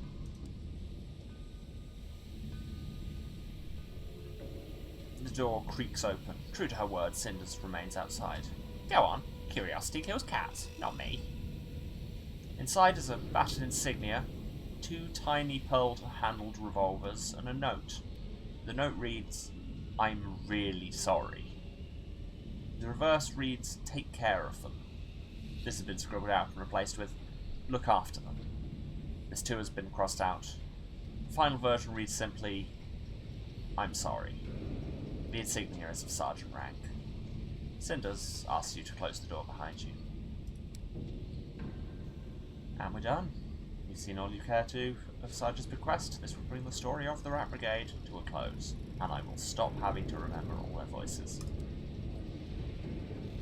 Cinders calls the squad to order. She mounts the stone dais, kicking away Sarge's note. Now, some of you may think this was a pointless endeavour, that all we found was a broken rat's regrets. Yeah, Sarge was not what we believed. He was a right rotten sod. Did he destroy us? No. We're damn good rats, aye? But the rest of us are still here together now. Here together now. How many years later? And that's all down to us. There's a chorus of ragged squeaks from the Rat Brigade. Right you are, boss, the lieutenant shouts. Cinders grins fiercely. Sod, Sarge, we did this. We got back together. Grab what you want, then get back on the engine. She looks up at you. Captain's command now. Help the Rat Brigade achieve their goal. They are not the same. The Ratty Reunion, as they now are. Give us 10 hearts and +2 establishment. The Rat Brigade mostly back together again and causing thrice as much havoc. Luckily, they're on your side. And let's go back to the gloomy middleman. You've resolved the situation with the Midnight Rose. Soon Red Honey will return to London. Will that satisfy the middleman's employer? The middleman grunts. And so things return to normal, he says, in the tones of a vicar at a funeral. Cause for giddy celebration. But you notice that he finishes his drink and even orders another. Your performance was as expected. My employer would like to meet with you. The middleman gives you an address, the company offices for the Witten Vinegar Lumber Company. Yes, we've been there before, and I said, this looks like a smuggling front, and it looks like it's a smuggling front. Don't need crew. Anything else to do in London? Wander the streets? Nothing interesting.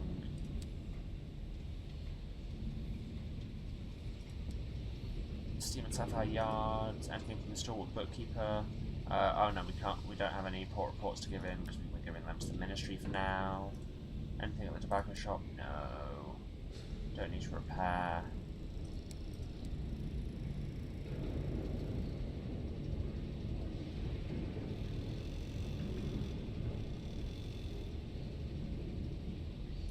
What prospects have we got at the minute? Hours to the Society and Glass to Welbury. Where is it they sell tea again? Is that at Welbury? No, that's literature. No, tea is at the Home Bureau.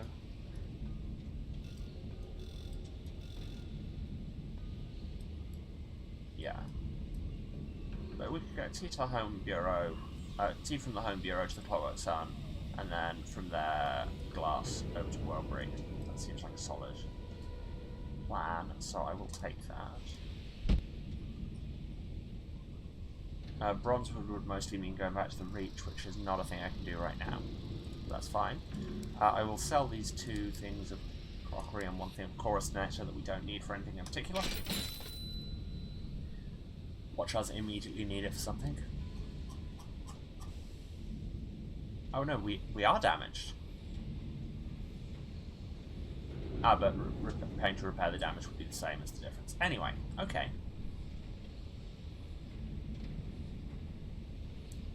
We've got 8,000 sovereigns. We can afford the aggravate now. And we're going to do that after the break. That just felt like a good point of suspense. I'm going to go and take 10 minutes to stretch and hydrate and also think of a name for our new train. So, yeah, you do the same things. I mean, the stretching and hydrating thing, ideally. The new name for a train, if you want to, put it in the chat. And I will see you, like I say, in about 10. See you in a few. And I'm back. Hello, everyone. I think it's time to buy a Juggernaut, and I think I know just the name. So we get an extra Orc slot. One of our weapon mounts gets changed into a heavy weapon mount, but that doesn't matter because we can still use our regular weapons.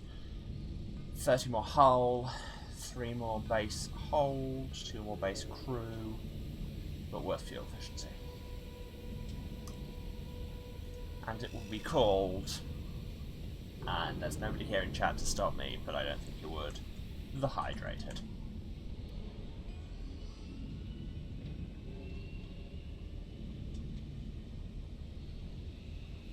Well, no, just hydration, as in health, gang.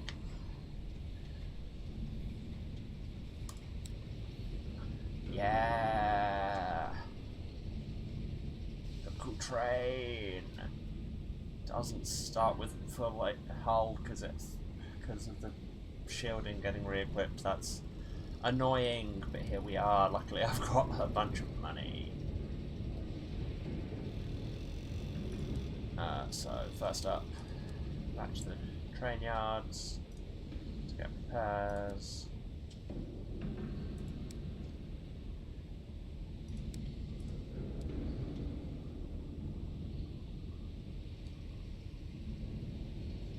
Buy an assaying device. Yeah, you do.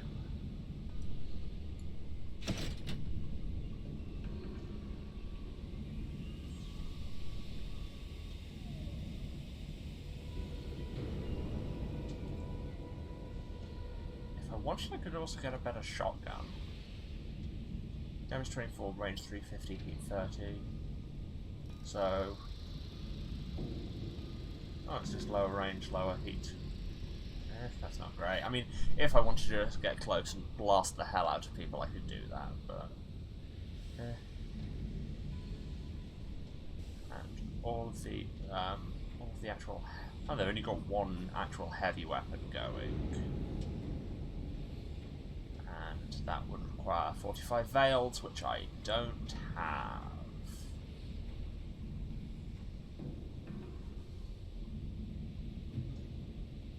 But I want.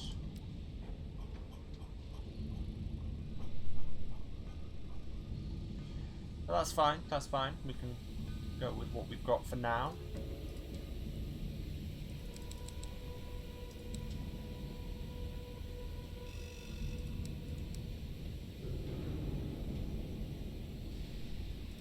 And we can go to 7 fuel supplies and still have a decent amount of hold left for cargo, which I appreciate a lot.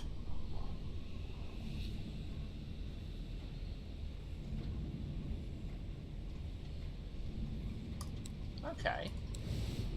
So this is exciting. Where sells ours? Does anywhere in Albion sell ours? I feel like the answer is probably no, now I think about it. Because that's what we have the reach for, is exporting them. Okay, so... who knows, I might turn up some. So where do I want to be heading? I think what I'm thinking is, like I say, if I go to the Home Bureau, get some tea, I can hit the smuggling company on the way. Actually, smuggling company, Mausoleum, because I've got a few people who want to go there. Home Bureau to get tea, and I'd need royal dispensation for the cult, so no point in swinging in on them. Up to the Sun, sell the tea, buy glass. Back, stop in London if I need repairs or anything. On to Worldbury to sell that glass. And then up to the Well of the Wolf, because I've got a couple of people who want to go there. Ah, look at us. It's... Oh god, we're about to crash. I got distracted looking at our shiny new engine. Truly an auspicious start for the hydration.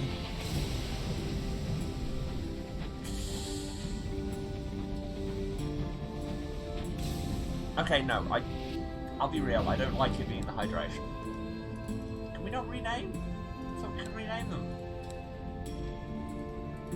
Especially because I just thought of a better one. Oh well.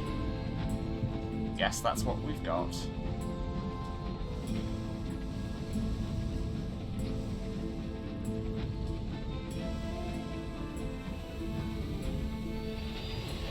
Here's the quote-unquote mother company.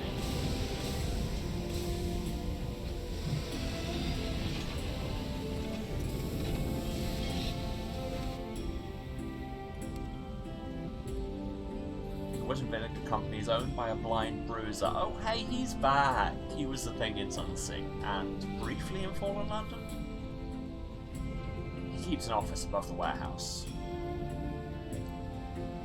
The Vinegar Company's owner is, you hear, a self-made man of murky provenance. He awaits you in a comfortable office. His suit is well made, but he seems uncomfortable in it, pulling persistently at its collar. Rings blaze on his fingers. His letter opener can be used to cut through a jungle.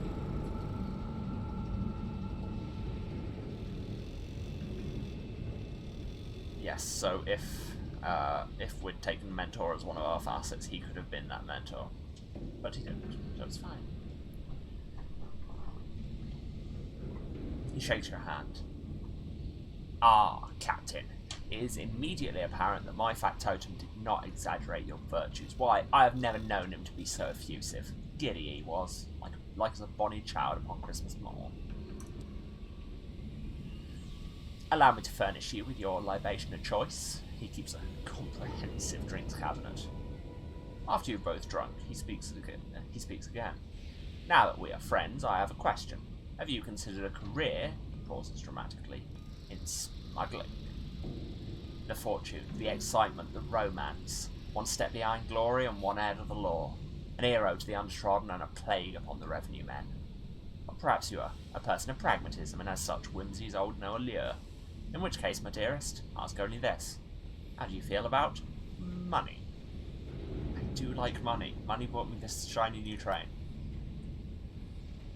So, how do smug? How do smug? Yeah, let's go with that. How do smug?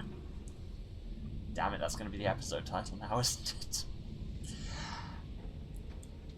A pertinent question. Very pertinent indeed, if you will permit me to observe so, and I trust that you will, as being bound as we are by bonds of mutual admiration and respect.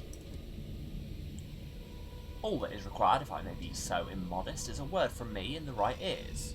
I've already taken the liberty of conveying that word, and opportunities to procure and supply contraband will now be made available to you.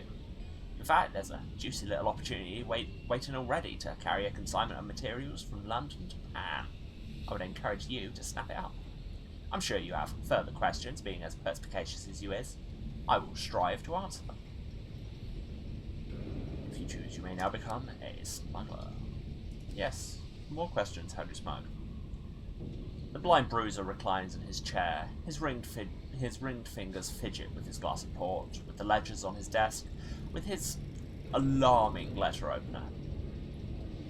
So about finding opportunities. The nature of our business is naturally clandestine. It is likely the opportunities have gone unnoticed by you before now, a situation aptly remedied. Trusted as you now are, you'll be able to find prospects here in London. In Eleutheria, you need to visit the gentleman at Pan, and in the Reach you want Titania, the Midnight Rose, with whom you have already established an acquaintance. See to matters there. You can buy and sell contraband at each of those places. I should warn you though, this is not a straightforward business. It is not unusual for our runs to be plagued by complications, fiercest and foremost among them, of course, being the revenue men. Ask about types. Most regions have a particular specialty they export. Except in the Blue Kingdom, of course, we have no business there, nor should we, in my opinion. The Reach exports its red honey, what unlocks the chambers of the art. Here in Albion, thanks to the Ministry, our chief contraband is literature. Anything uncensored or revolutionary or what contains a bit of as you like it, he lures. In Pan, they make shinny, starshine, light as was cast by stars that could be seen from old Earth. Nostalgia is a reliable vice in my experience. The more contraband you carry, the harder it will be to conceal. A good smuggler installs hidden compartments into their locomotive to hide as much as they can. That means buying the right equipment. Carrying more contraband is harder to conceal. Fit equipment that grants hidden compartments to make smuggling less risky. Fight against your own gaming chair. But smuggling is never safe. Ask about the revenue man. He shakes his bald head sadly. Smuggling means carrying contraband from one region to another. That means using the transit relays, and the relays, you see, is watched by the revenue men, as cruel and humanless a body of joy throttlers as ever there was. He tops up your glass. You might be able to hide your wares from them. Failing that, some of them can be bribed or flummoxed. Worst comes to worst, you might risk shooting your way free. Fully completed smuggling prospect grants better rewards than legitimate prospects and also double XP. Ask what happens if you're caught. Well, should, and I question whether it's worth speaking of this to a person at your vinegar, even in the hypothetical, but should the unquestionable occur and you be caught, you'd be sentenced. An initial sentence is likely to be fiscal in nature, fines and confiscations and so forth. Why, little more than a slap on the wrist to the likes of you and I. But repeated occurrences will level more memorable punishments, like imprisonment, or even the noose. The law has a long memory, Captain. It does not easily forget. Custom checks can happen on regular relay stations. The more you're caught, the worse the penalties will be. Makes sense. Okay. Take my leave. Then I shall say goodbye to you, and trust in the benevolence of the Almighty to ensure it will only be a brief time before we meet again.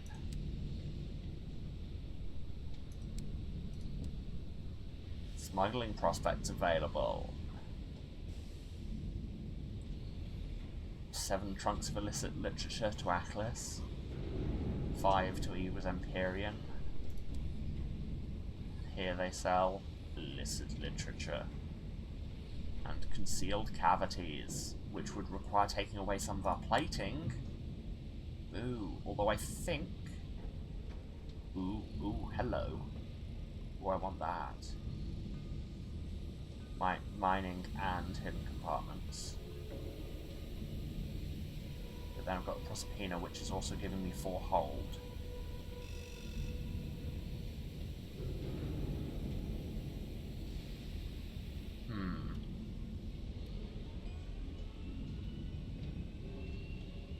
I think the Royal Society also have plating that gives you hidden compartments, if I remember correctly.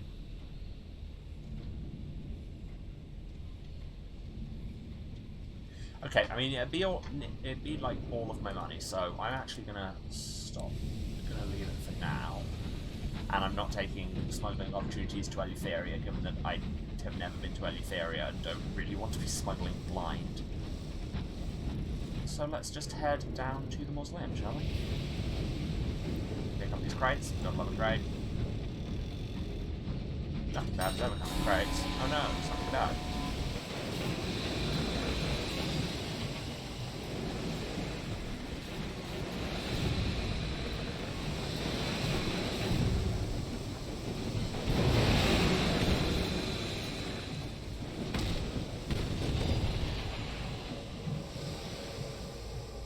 Okay, so that could have gone better for me, and I could have crashed into fewer walls, but here we are. Oh, we have some space for crew. Well, let's search for survivors. Because, you know, that episode of Firefly ended well. You explore corridors whose walls and ceilings are daubed with unfamiliar constellations. At last you find a cabin barricaded from within. It holds a crewman who seems lucid. He begs to join your crew. Your own crew aren't sure. What if the Star Madness seizes him? Oh, I don't really want to take more terror, so no. You'll drop him off at the next port. In the meantime, he'll be confined to quarters. He looks disappointed, but agrees. The crew are happier with him locked away, and are cheered by being able to perform this act of sensibly cautious charity. wall. So that corner hasn't done as great in general. That's 6 hull that we probably wanted for later.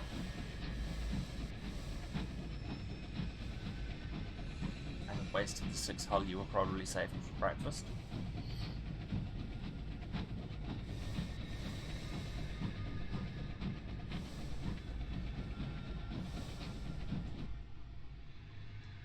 Go around this. Yes, this is Clockdale Cemetery as I come into the Necropolis part of town. Oh, it's so cool having the Dreadnought finally.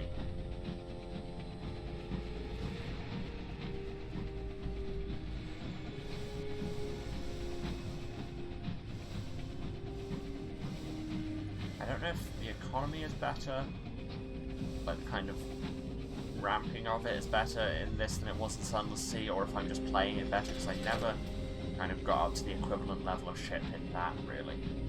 Maybe once. And never this easily. Okay, yes, there's the mausoleum, I just need to find the gate.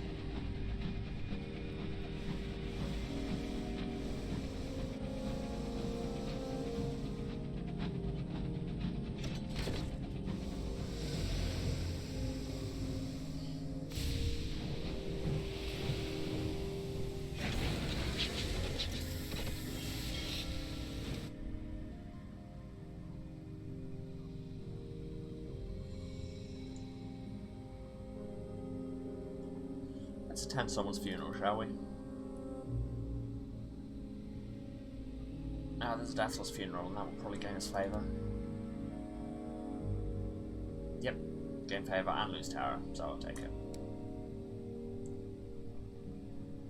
Let's look for the sigil. Oh, we should have looked at Traitor's Wood before we left the Reach. Oh well.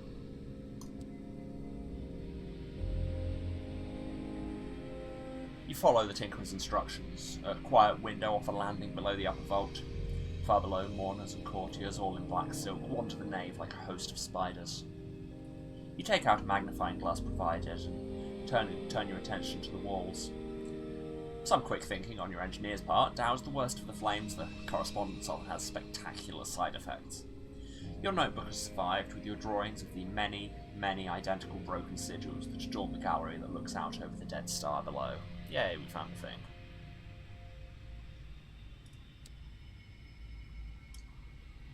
We don't want to go back into the vaults because we don't have the stuff we need. Right, report. Looks like Doctor wants a singing partner. Yes, we did this.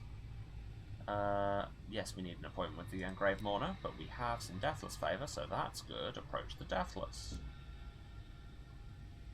Consult the Engraved Mourner.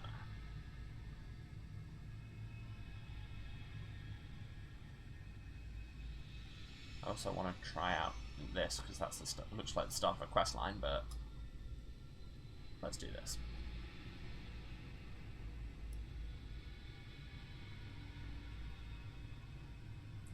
He sings, the Clayton Doctor doesn't like it, need to talk to him again, that's fine. Oh, I don't need favour to speak with the Duchess Incarnadine, so sure. A childhood friend of Her Renewed Majesty, the Duchess Incarnadine was instrumental in the conquest of Albion. Her place in the mausoleum was her reward. The Duchess would be a small figure, were it not for the mounds of silk and brocade that comprise her dress.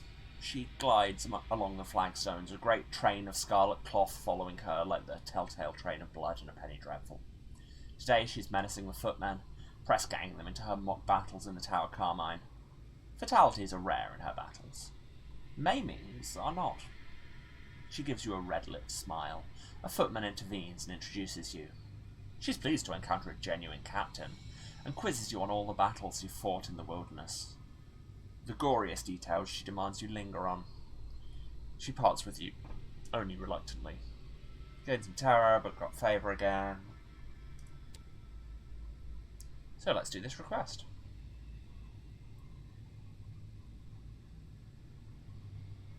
The cheery red stripe gives you a note and a worried smile. The macabre counsellor has requested your attendance, an honour rarely granted the legally living. Several footmen are on hand to escort you from the nave and through the oak-panelled doors that lead down into the catacombs of silence, where the macabre councillor resides. Black candles burn in silver candelabras. Fading tapestries moulder on the walls. In glass cabinets, bones of saints and sinners are displayed with gloomy relish. The macabre councillor is in a maudlin mood, regaling you with stories of her youth and musing wistfully on past regrets. I have only one worth mentioning, my daughter. The Empress saw fit to take her from me as punishment, I suppose. She could be terribly petty, could Vicky. She examines you speculatively. I wish to have my daughter returned to me. Fulfill this commission and I shall bequeath upon you a great reward, and also I'll be able to write about it in my book. Just started this game well, Vivek himself. It's really good and I hope you enjoy it. You are partial to a good reward. It occasionally gets you into trouble. This is very true. I would say more than occasionally. She is a hostage of Perdurance, kept to ensure my discretion. She hands you several charcoal sketches of her daughter, a pretty, presumptuous heiress with dark eyes, and a curly lock of her brown hair. I have an agent in place to assist and to conceal my daughter's escape. You'll need invitations to access the half-light mast to effect a rescue. I only have 3 to hand. It's likely you will need to secure more. Your mind returns to her use of the word hostage. An odd choice. Perdurance is said to be a place of endless delights where the children of society's elite dally in luxury. Surely it shouldn't be too much trouble to rescue one spoiled, presumptuous heiress from the lap of opulence, even if it is, as it were, the Empress's lap. Well, there's something to do.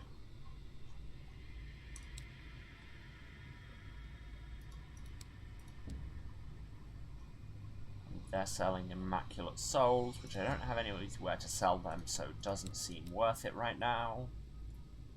I could buy glass here, but I'm already going to be looping around to the sun, and I can buy it there, so that's fine. So let's just get moving. And no, that is not background. Find the actual way out. There we go. There's a gap. I was about to say a door. No, that's not really how it works. Got it. It's so cool seeing the dead sun down there as well. It's very neat. It's good art, good atmosphere. Not great for my terror levels, but hey.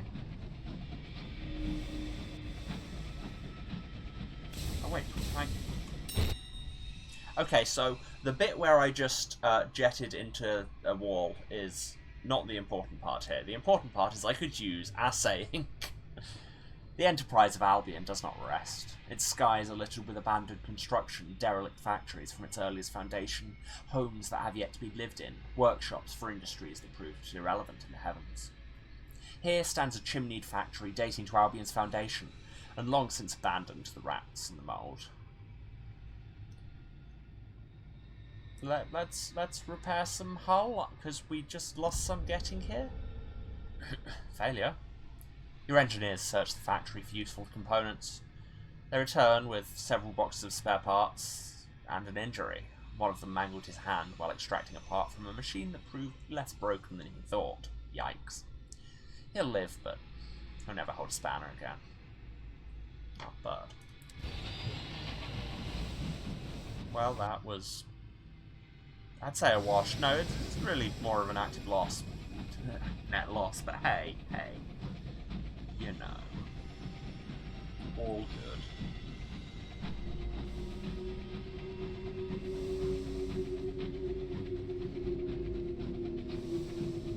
Let's go to the Abbot Horizon, a place where notably nothing bad and terrifying has ever happened.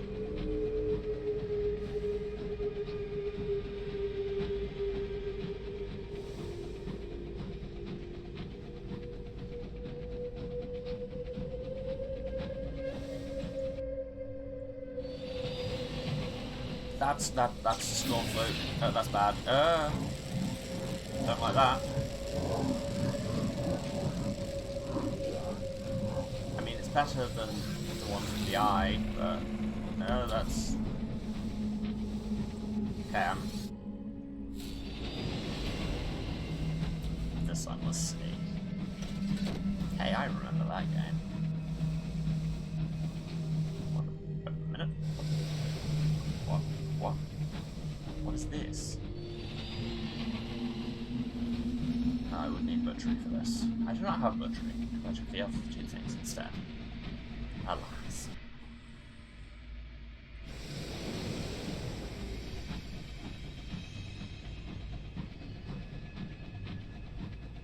But most importantly, we didn't get murdered by a Scornflake, so I'll take it. I mean, technically, we didn't even get damaged by a Scornflake.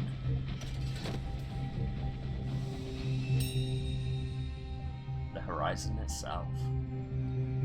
Two vast winged statues guard the avid horizon, the door through which Londoners pass from beneath into the wilderness. It does not open. A wooden mooring post has been hammered into the ice before the watchers. It's a gesture towards a tradition from before the wilderness, from the Sunless Sea, when the condemned can beg for forgiveness on the most distant shore. Let's have a look around. What could go wrong? This was only ever a place to pass through, never a destination. Bitter cold rimes every surface. A merciless wind passes without effort through even your skysuit, your flesh, your lungs. You will not stay here long. The desperate make pilgrimage to Abbot Horizon. They write confessions of their misdeeds and wedge them in a crack of the mooring post. Sometimes the gentlemen of Pan will stop by. They read what's written and recruit a chosen few. The mooring post flutters with paper. It's stuffed with secrets. Well, let's nose, I guess. Who's been to beg the gentleman's aid? The post provides a list of murderers, traitors, and villains. To earn the trust of the gentleman, the confessions must convince as testaments of absolute truth. Some confessions are obscured by elaborate excuses and abject apologies. None spare the reader. Every detail is recorded as vivid as if it had happened yesterday. This post is crammed with a catalogue of depravity. Something Twitter, am I right? Topical question mark? Oh, there was a weft? I didn't see the weft. Guess we're going in, let's fix it. Main and weft, take some terror. Repair weft. Succeed. Gain some more terror, but get observations and escape.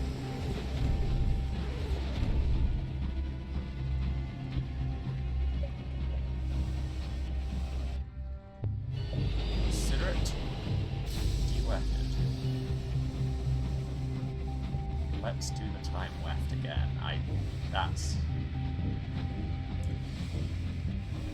I hate that I find that joke funny. Anyway, here's the home bureau. Oh god, it's the middle of the night, and yeah, let's drink. Drink and forget. When you wake, the bottle is empty and your memory is less complete. Someone's knocking at your cabin door. You're needed on the bridge. You take the necessary time to compose yourself. Better the crew not see. Not ideal.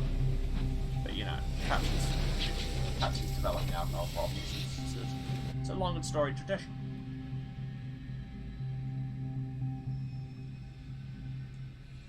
Anyway, we made it to the Home Office.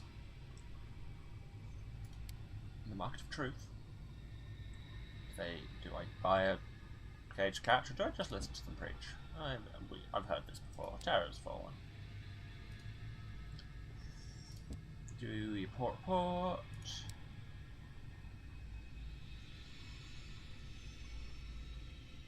Entertain a request from the acting senior probity. Yes, this is the quest line we hadn't done yet. Yes, there's a pardon for one of these detainees, but I need to speak to them and actually learn about them. Let's deal with this. So, former courtier. Need to go to Parliament to see what's up with her. Handsome aristocrat. Go to London to see his twin brother and the nun, and go to the mausoleum. I mean, I've read their stories before, but that was back in like episode 4? 5?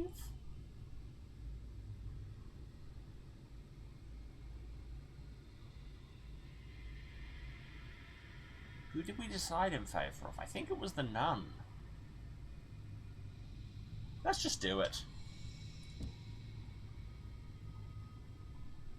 Christ in hell! She gets to her feet shakily. Never thought I'd be on the move again. I was planning my own funeral. Picked out the burial plot, right under his window. She glares balefully at the acting senior probator. The former courtier rolls her eyes in disbelief. She's not even a proper nun. The aristocrat gives you a look of languorous contempt. The acting senior probator thanks you profusely for ridding him of her, before handing the nun her imperial pardon. 500 XP, 500 sovereigns, a cryptic benefactor, and we can just leave. This is good. I'll watch the sea, because I can.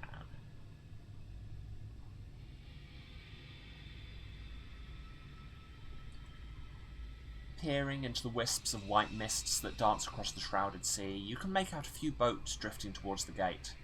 Its statues are hidden, aside from a few pinpricks of light dancing near their crowns. Below the office, the shoreline is clogged with rotten flowers and ruined offerings from the cultists that live on the sea. Perhaps they were rejected. Perhaps they were never received. And also let's take some tea, because it's a nice, reliable way to spend money to lose terror. I'm about to say spend money to lose sovereigns. No, any way to spend money is a way to lose sovereigns. That's what money is. Sweet. And to the shops. They want hours here, but I don't have those. Okay, so tea. How much tea did the Sun want? Just 3? I can do that.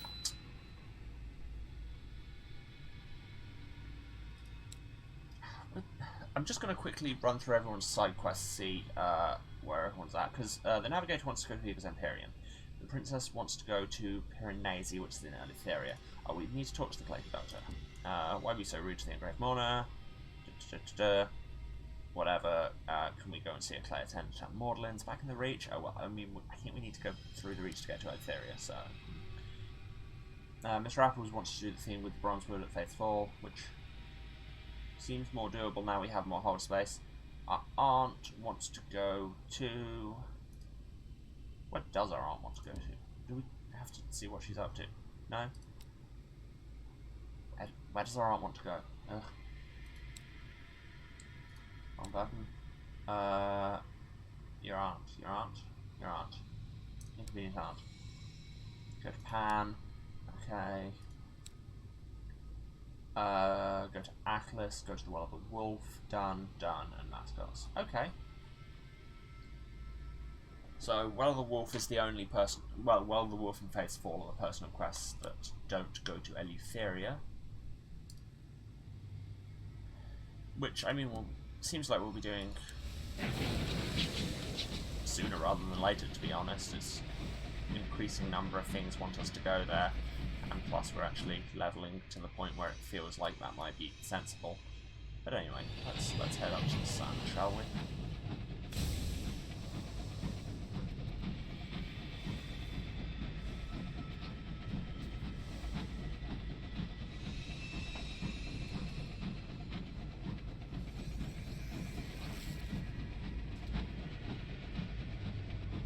What was that weird electrical noise?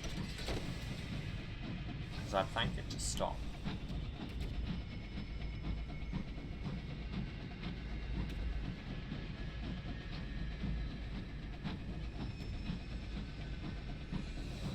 That's gunfire. That's a rock. Oh no, that bit of it's just background. That's actual building.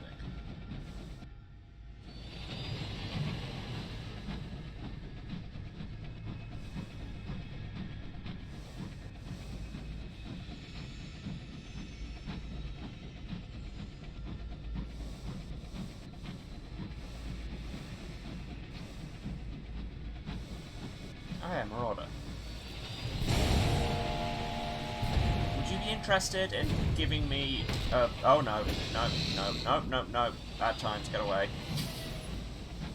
Wow, how did I not get shot then? Marauder, you are marauding badly. I would clearly make much better use of that mangonel than you. But I don't get it. Boo. Unusual items, I like those. Some free hours. Okay. Yes, that's what you get from that choice. It's always the same, and I don't know why I keep treating it like it's not. At least, every time I've done it, it's been hours, and every time you did it on the Reach Marauders, it was always gossip, so... There might be a small chance of something else, but... Oh wait, I'm dodging away from that because I'm like, I saying can't do that, except I can now! Windswept habitation! Here is a tenement of empty housing that has never been occupied. It rests quietly beneath a blanket of dust. Well, let's search. Oh no. Despite your efforts, you find nothing in the habitations beside an infestation of white, spindly spiders. Your crew find the spidery houses eerie and wish to be gone. Makes sense.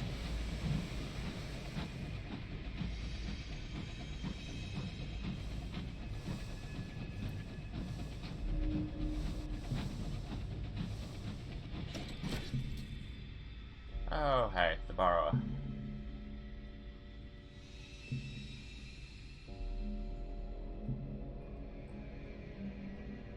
So yes, we're being surrounded by magic fog, courtesy of the borrower below. No, I will not sacrifice my crew to this god. Let's just do it. See, we're good at this.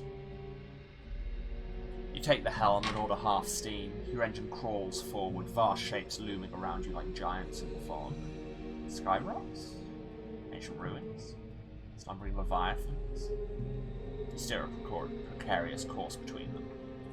After an hour, the air clears. The fogs part like a music hall curtain, and the stage of the sky is revealed ahead. You're free. For now. Also, just that bit of Sky Rocks, Ancient Ruins, Slumbering Leviathans, my brain is reading in the voice of Ian McKellen doing the bridge from Invisible Light by Scissor Sisters, which is an extremely niche reference. But if you get it, you are my people. Fiercely old, hearty children.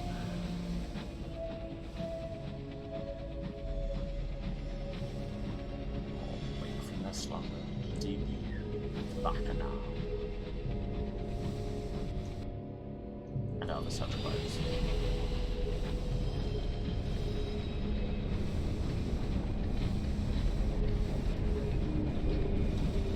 Now, where's the dock for the sun? No, there it is. Did you see that maneuver? That was totally planned, and... Oh no, this looks bad. 1 second, let me drink.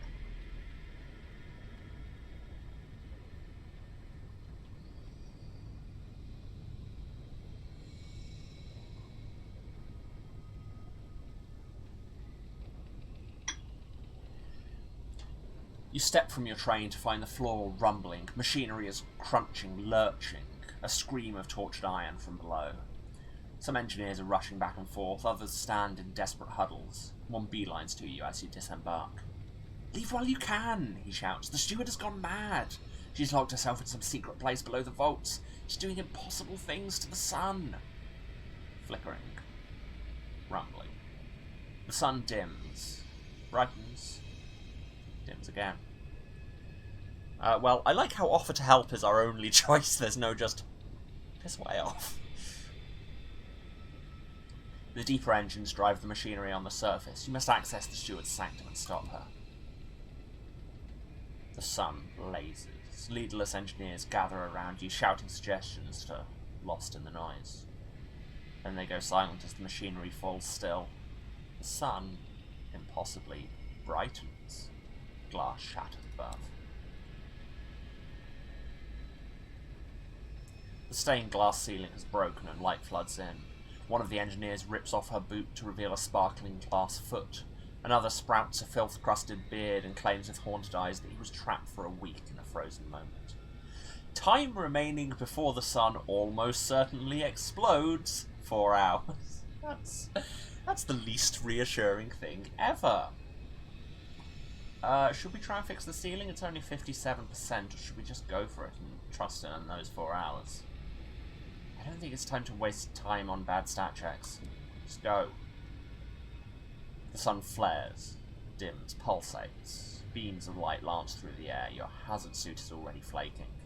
You need to reach the vault before the steward kills you all, but time is coming apart at the seams and you don't have much of it left.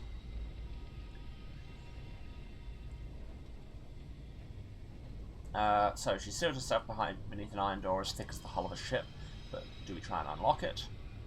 Take an unpleasant alternative route, rip the door from its hinges, or blow a hole in the sun. You just happen to have some powerful explosives and an enormous drill handy. Why bother with the door? An explosion that shakes the sun. When the dust clears, you find the steward staring up at you from a crater, her expression one of frank astonishment. She's surrounded by a forest of levers and blinking buttons. The floor is heaped in complex tools. That wasn't great for the strength of the sun, which is now at 0, which is probably bad when you're on it. You demand explanation. She removes her helmet, flashes you a tired, broken glass smile. I'm not trying to destroy the sun, I'm trying to fix it, she says. For too long we've settled for just keeping it running while it deteriorates a little more each time. Something had to change. If I had more time, I'd be careful. But I don't. I was taking risks. Shortcuts, putting the sun under stress, pushing its limits, finding where it's weakest. Why do this now? When I visited the prisoners with you and saw firsthand the torments the sun was visiting upon them, oh, it's our fault. The steward sighs. I knew something had to be done. The sun knows it's dying, lashes out full of rage and spite. It's afraid. It had thought itself immortal. This is what happens when you build a machine god. Don't build a machine god.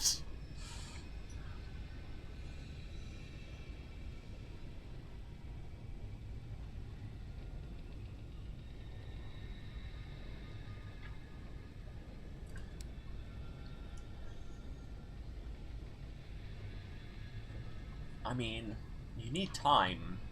They sell that.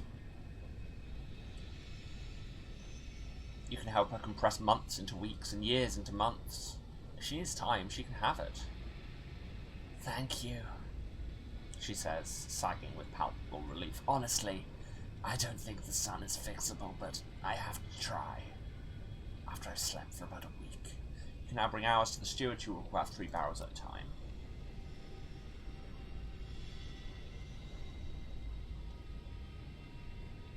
Well, let's write a port report. Be like, hey, things are bad.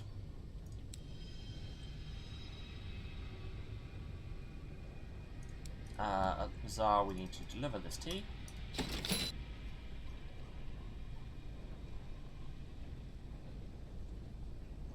They're selling munitions, but I don't really need them. But I do need glass. How much glass? 5. Wow. Seems like a lot.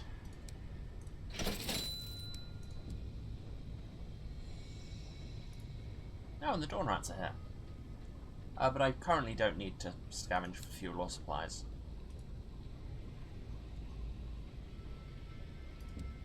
Did the sequencer have anything to do with us over at Azimuth? Ah, yes, the charitable mission.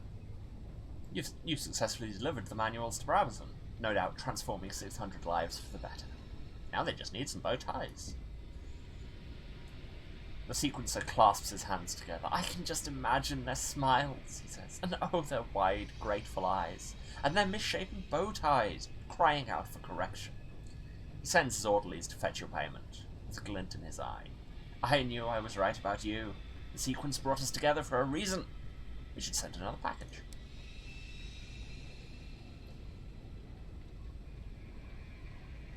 Another crate is dropped at the sequencer's feet by his shuffling orderlies. Here we have a collection of antique but very much functional pistols, he says brightly. I was thinking we could send them to the London Refuge for the lamentably parentless. I'm sure the little mites will enjoy the thrill of the hunt.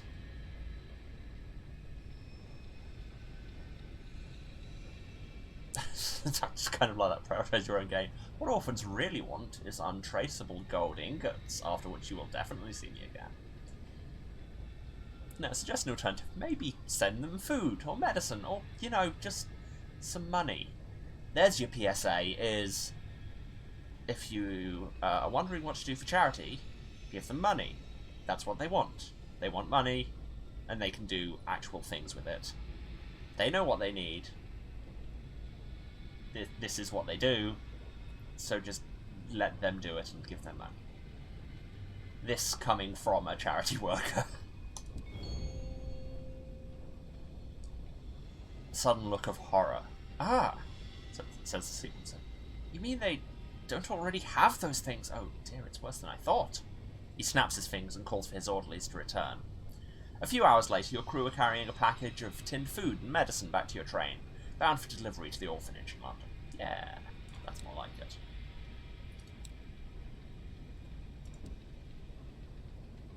What's in the glass house again? Which one's that?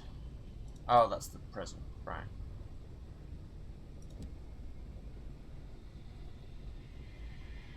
Okay.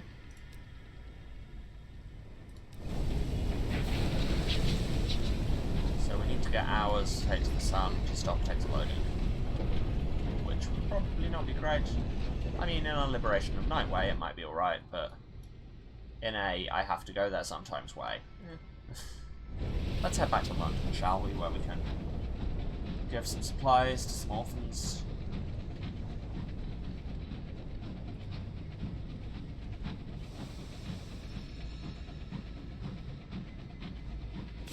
So yeah, whenever I've got 3 barrels of ours, I can take them there. Or, I mean, I could start doing full-on export runs from the Reach. I mean, that'd be quite expensive, because I doubt I'm going to make much money off helping to fix the sun. But I would be able to write that in my book.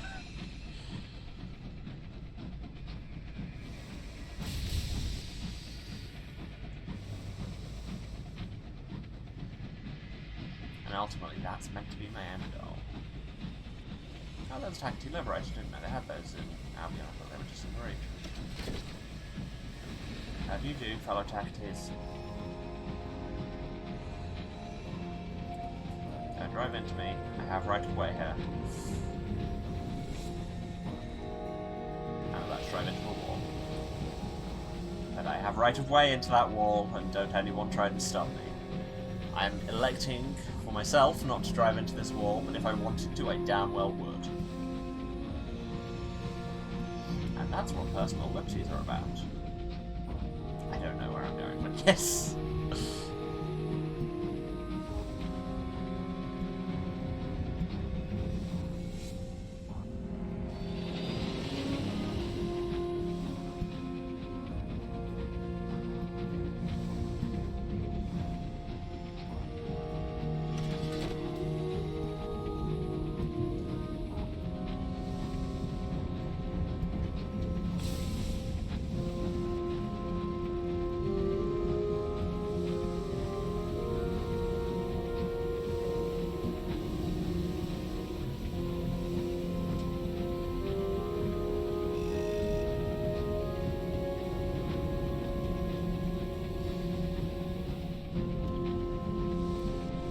Second to work out why it's suddenly the Crown of Misery Company and not the Iron of Misery Company as it was in Sunless Sea, but that's because it was named after Mr. Iron, who was one of the Masters of the Bazaar, who are no longer in charge.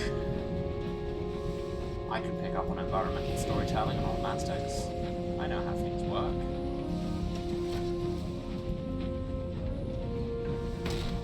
Thought that was background. Jesus, that lateral jet hit harder than I was expecting. Wow, this has been the best approach into dock anyone has ever seen, and nobody can tell me different. Got there in the end.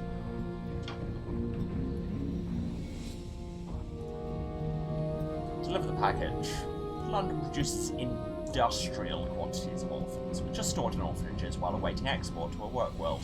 Wow, that's a grim sentence right there. And let's be real, true to Victorian reality. Upon opening your package, the orphans begin quietly and methodically distributing the food parcels and medicine. At the governess's urging, they thank you. Yeah, we did the thing. We need more crew.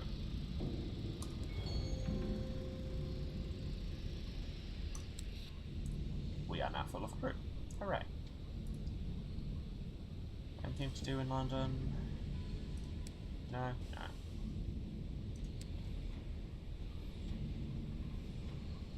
My hair is being inadvisably fluffy. Don't want to hand in my reports to the bookkeeper because I'm getting ministry stuff for that royal dispensation. Must remember. Repair my hull.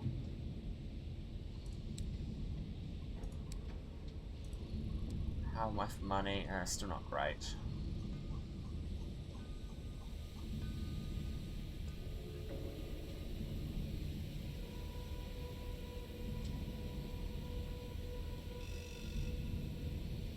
So I will leave it for there for the minute.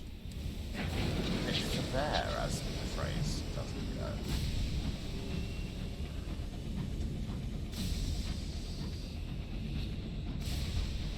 I always forget you can hold down the lateral thrust, and that's why I've been crashing into walls. You've got a tap and a hold. Like in most games, you've got analog jumping. Oh, I should visit the ministries, that's what I was just saying. Then it's on to Wellbury, where things are awful. Another awful, mostly just really gross and capitalism depressing. Which I guess when I put it that way sounds fairly awful.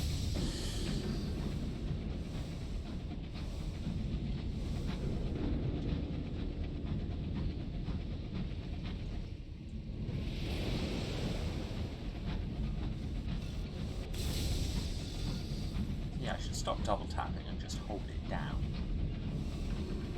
But hey, when did I ever do things a sensible way?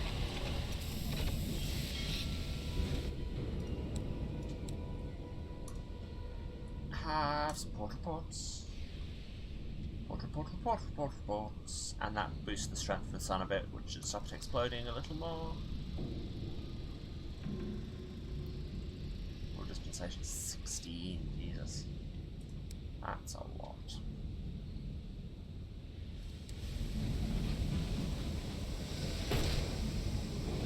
Forget where the horological office asked me to go.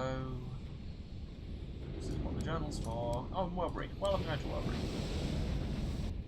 So isn't that convenient?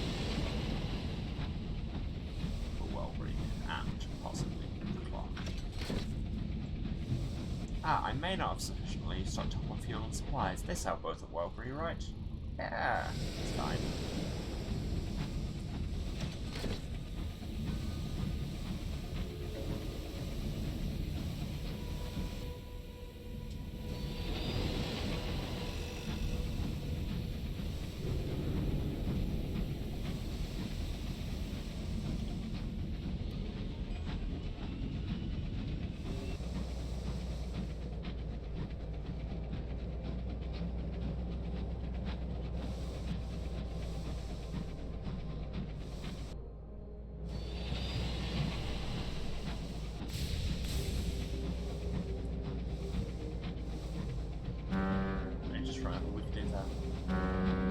Oh, you can hold that down as well.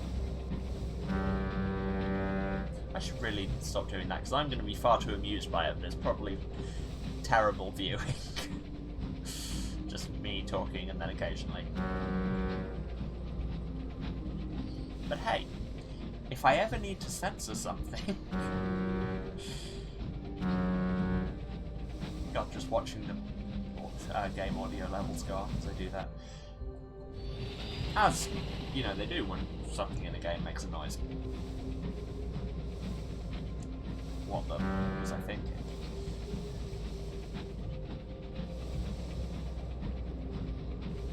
That's an order. Maybe they'll have mangonel. And failing that, 3 hours.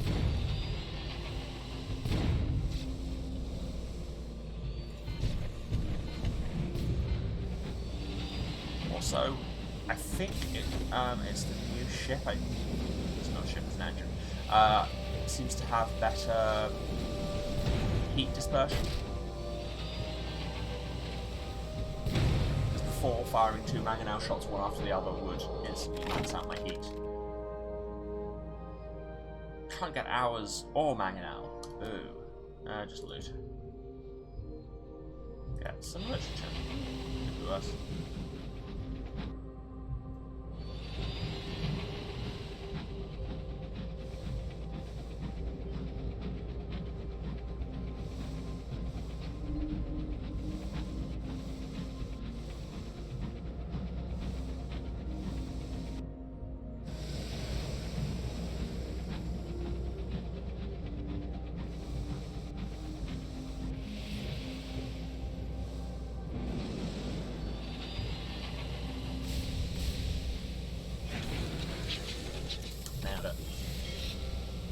Seamless.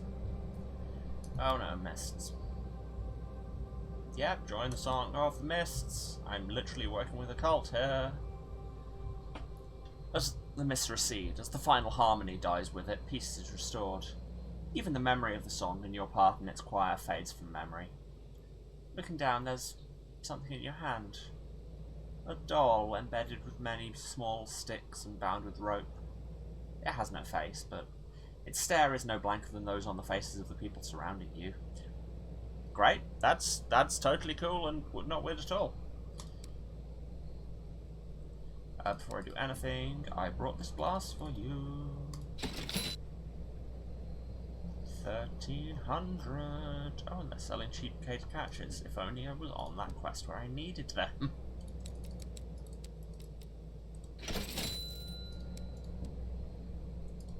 Do I want to actually go to Warbury?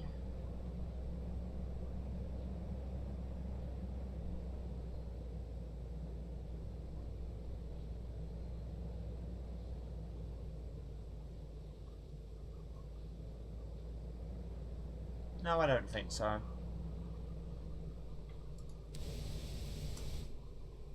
Okay, so I did that. Next on the list was probably the Well of the Wolf, or I could go to Perdurance and start seeing what's up with that quest line. No, I'm going to go to the Well of the Wolf just because that sounds like the end to a couple of quest lines, or at least a significant continuation in the Devil's case.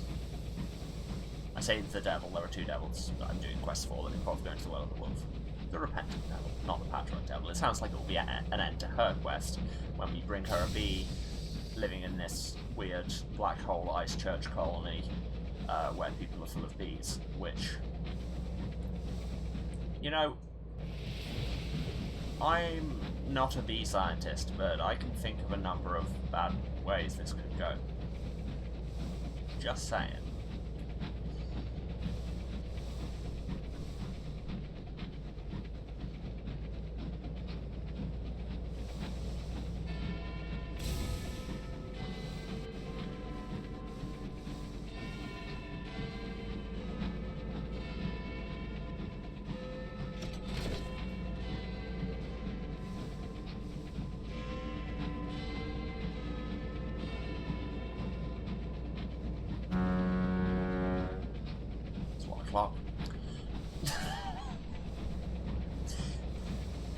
That was a really bad joke, but I seem to have appreciated it, so it's what you get.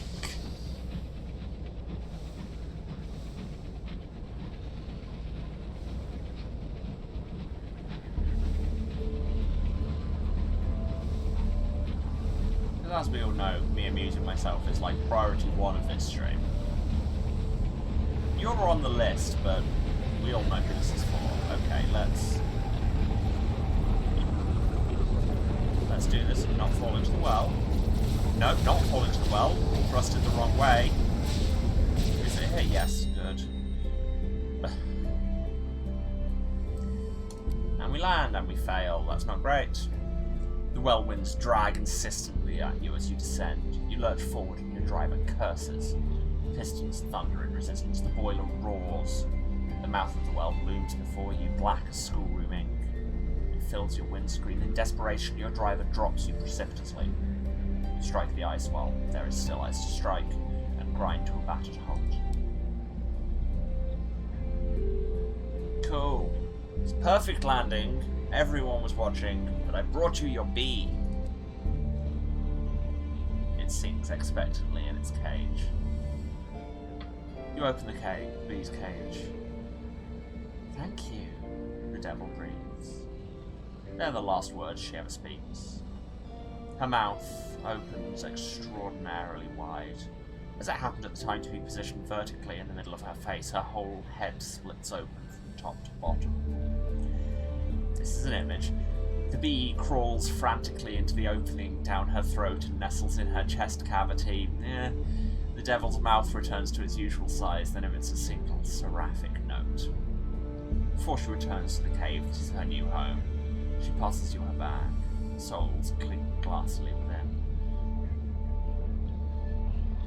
We got 2 collections of souls, lost our bee, and got 2 savage sequences, and that all happened. Is my summation, really. You know what, I'm going to forsake my current Wellwright, because I may as well do them, because if I do no other momentous exploits, I can at least do all the Wellwrights. Around the hole, so yes, there's a rock, and a strap, and a lot of hooks. Around the hole, it contains the knout, which is still not a word I know. Someone has chiseled words. Suffer in silence. See, now I am actually going to briefly take the moment and look up what the hell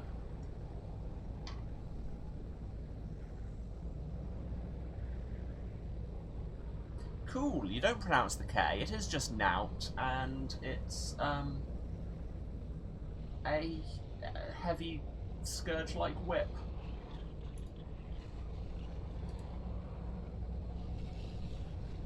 This is gonna go well. Stripping to your waist, you kneel in the depression and take a breath. Then you apply the knout. 7 strokes on the left, 7 on the right. Your blood flows, your cries are snatched away by the wind. The hooks dig deeper than skin, flesh. They catch on an old bargain, dragging it out from your core. When you drop the knout, your Wellwright is gone. You're only yourself again. Enact the rite of the rack. Yeah. This is probably going to get heavy as hell, so advance warning there, I guess. Like it hasn't already.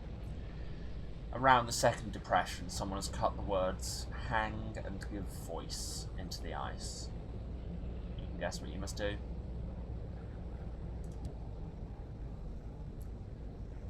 As before, so again.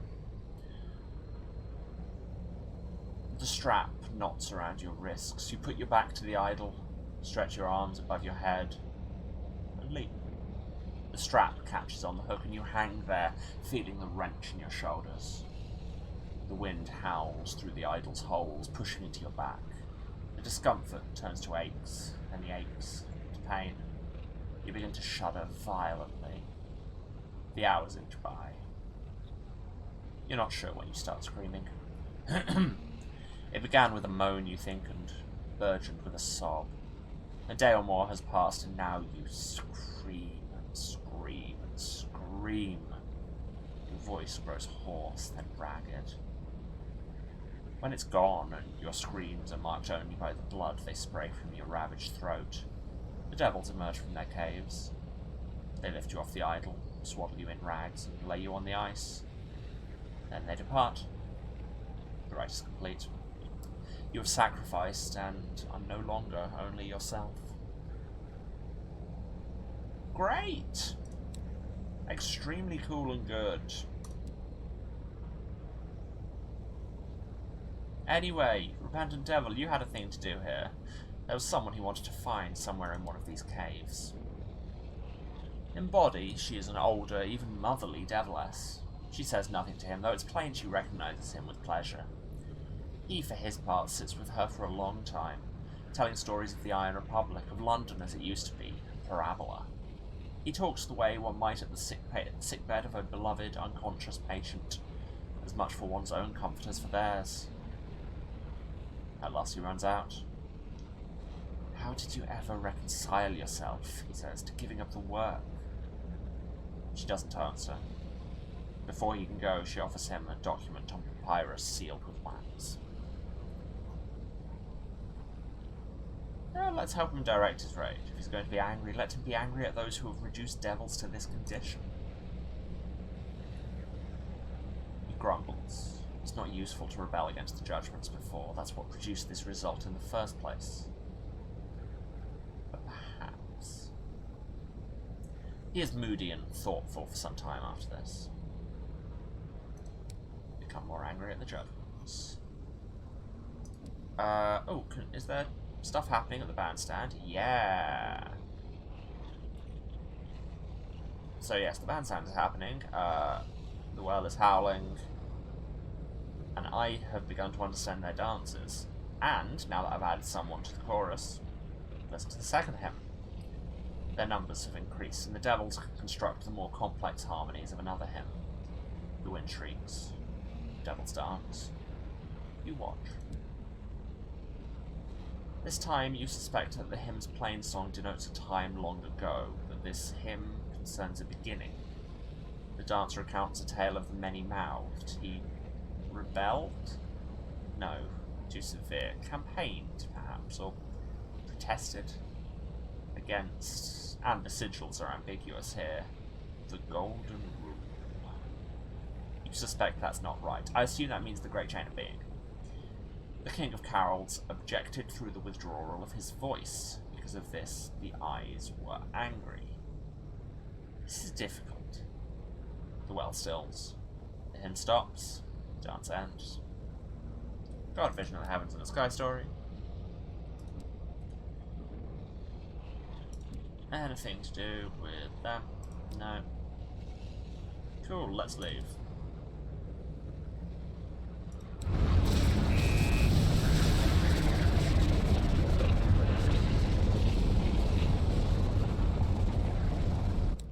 Okay, now that we've seen everyone with the devil,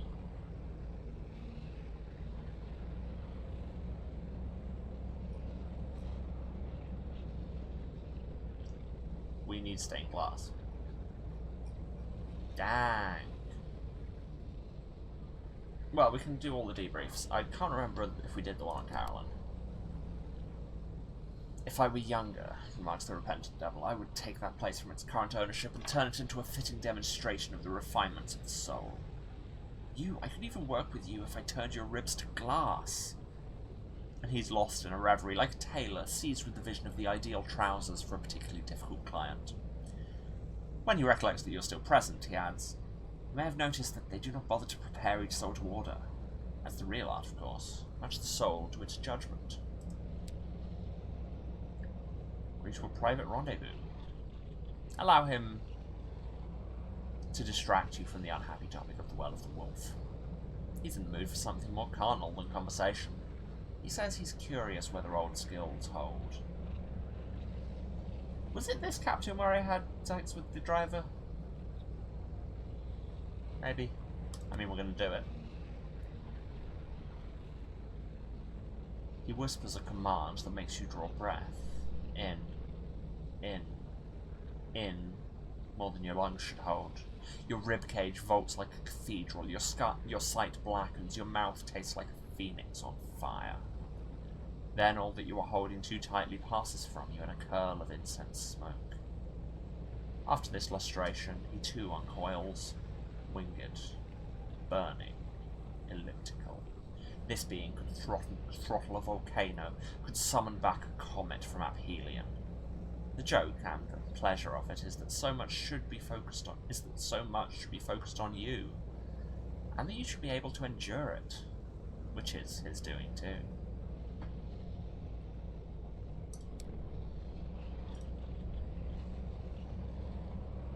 Ask more about rebelling against the judgments. That sounds good. It was a waste, the repentant devil says. The protests, the peaceful fights, and the violent ones. We were never likely to win by those methods. You wait. Control what something consumes, he says, and you control what it is. Feeding the stars is a delicate art. I had spent centuries in cultivating them. studying their palates, watching for evidence of their responsive growth. I had influence. How much can any devil say the same? And about the Baroness? I used to live with her, he says, for centuries before the Republic. She gave me a safe haven. I gave her the wreck of power. I had been something, and now I was not. You've seen how she is. She'll sit in the ruins of the brass embassy for a century if nothing dislodges her, feeding her babies on the pulp of diplomatic dispatches. On the topic of those babies, you rather thought you saw her eat one of her larvae as you were leaving. The uselessness and hiding wore on me. Overthrowing the aristocracy was something to do. You ever try and overthrow the stars just because you're bored? Okay, so we have all we need to consider the evidence, but we need glass. So, boo to that, but it's alright. Where are we headed anyway? Now, is there a passage through here? I kind of want to find out.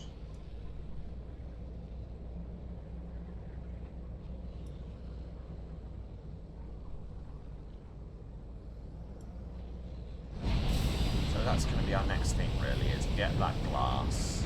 And also, I think next will be going to Endurance. Oh, there's more discontent. Just some supplies to keep the crew happy. Drop that terror alert. Is this background? I think this is background, yes.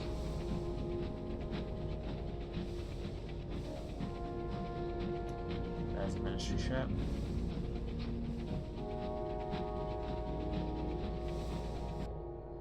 Yes, there is a passage through this one. Excellent.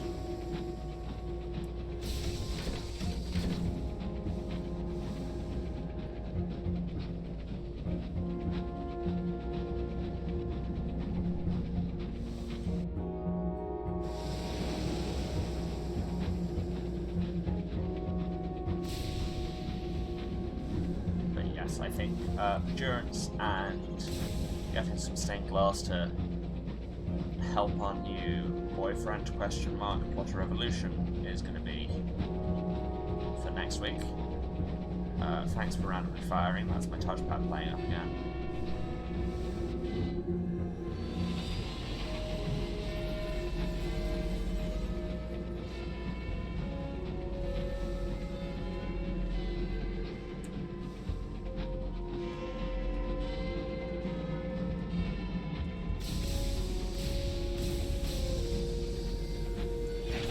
That was a lovely entrance to dot, right up until that last bit where I clipped into the end.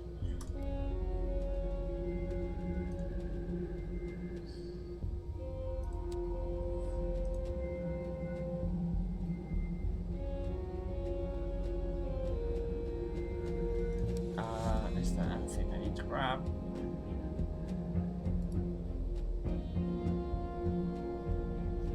I'm not villainous enough to buy these, okay. You ever get thrown out of a shop for not being villainous enough? Anyway, it saved when I got into port, so that is where we are going to leave it for now. Time to do the wrap-up. Thanks so much for everyone who's been watching. It does mean a lot. If you've been watching this, you know where to find me, but just in case, this is twitch.tv/Serasent, SERASENT. You'll see it on the title cards in a minute. And I'm streaming every Tuesday, Thursday, and Saturday at 2 PM British time. That's 9 AM Eastern, 6 Pacific. Other time zones are available. And I'll be continuing with Sunless Skies probably until I die and rage quit. Or maybe I won't. Who knows? Yeah, we're carrying on with this for the foreseeable. If you miss any of the streams, the VODs are on my Twitch for, was it 2 months? Oh, sorry. And beyond that, if you look at my YouTube, also Serasent, I'm uploading all the VODs to there as well. They upload on a somewhat irregular schedule, just whenever I get the chance. But that goes all the way back to the start of the channel, so you've got all of Mass Effect, all of Paradise Killer, and soon to be all of Pyre. I have most of that edited, it just needs uploading. What else? Yeah, so give us a subscribe on the YouTube if you want to be notified when I put new videos up, because who knows when that'll be. You can follow the Twitch if you want to be notified when I'm live, and if you think me reading gross stories and driving into walls is somehow worth your money, you can of course cheer and subscribe on the Twitch, but you very much don't need to. Just turn up and watch and hang out, and it's all good vibes here. If you want to find me elsewhere on the internet, best place to look would be on Twitter at Waruce, that's W-A-R-U-C-E, where you can find all my updates on the stream, shouting about the world in general, retweeting memes, and at the minute talking about Eurovision, because that is the important thing right now.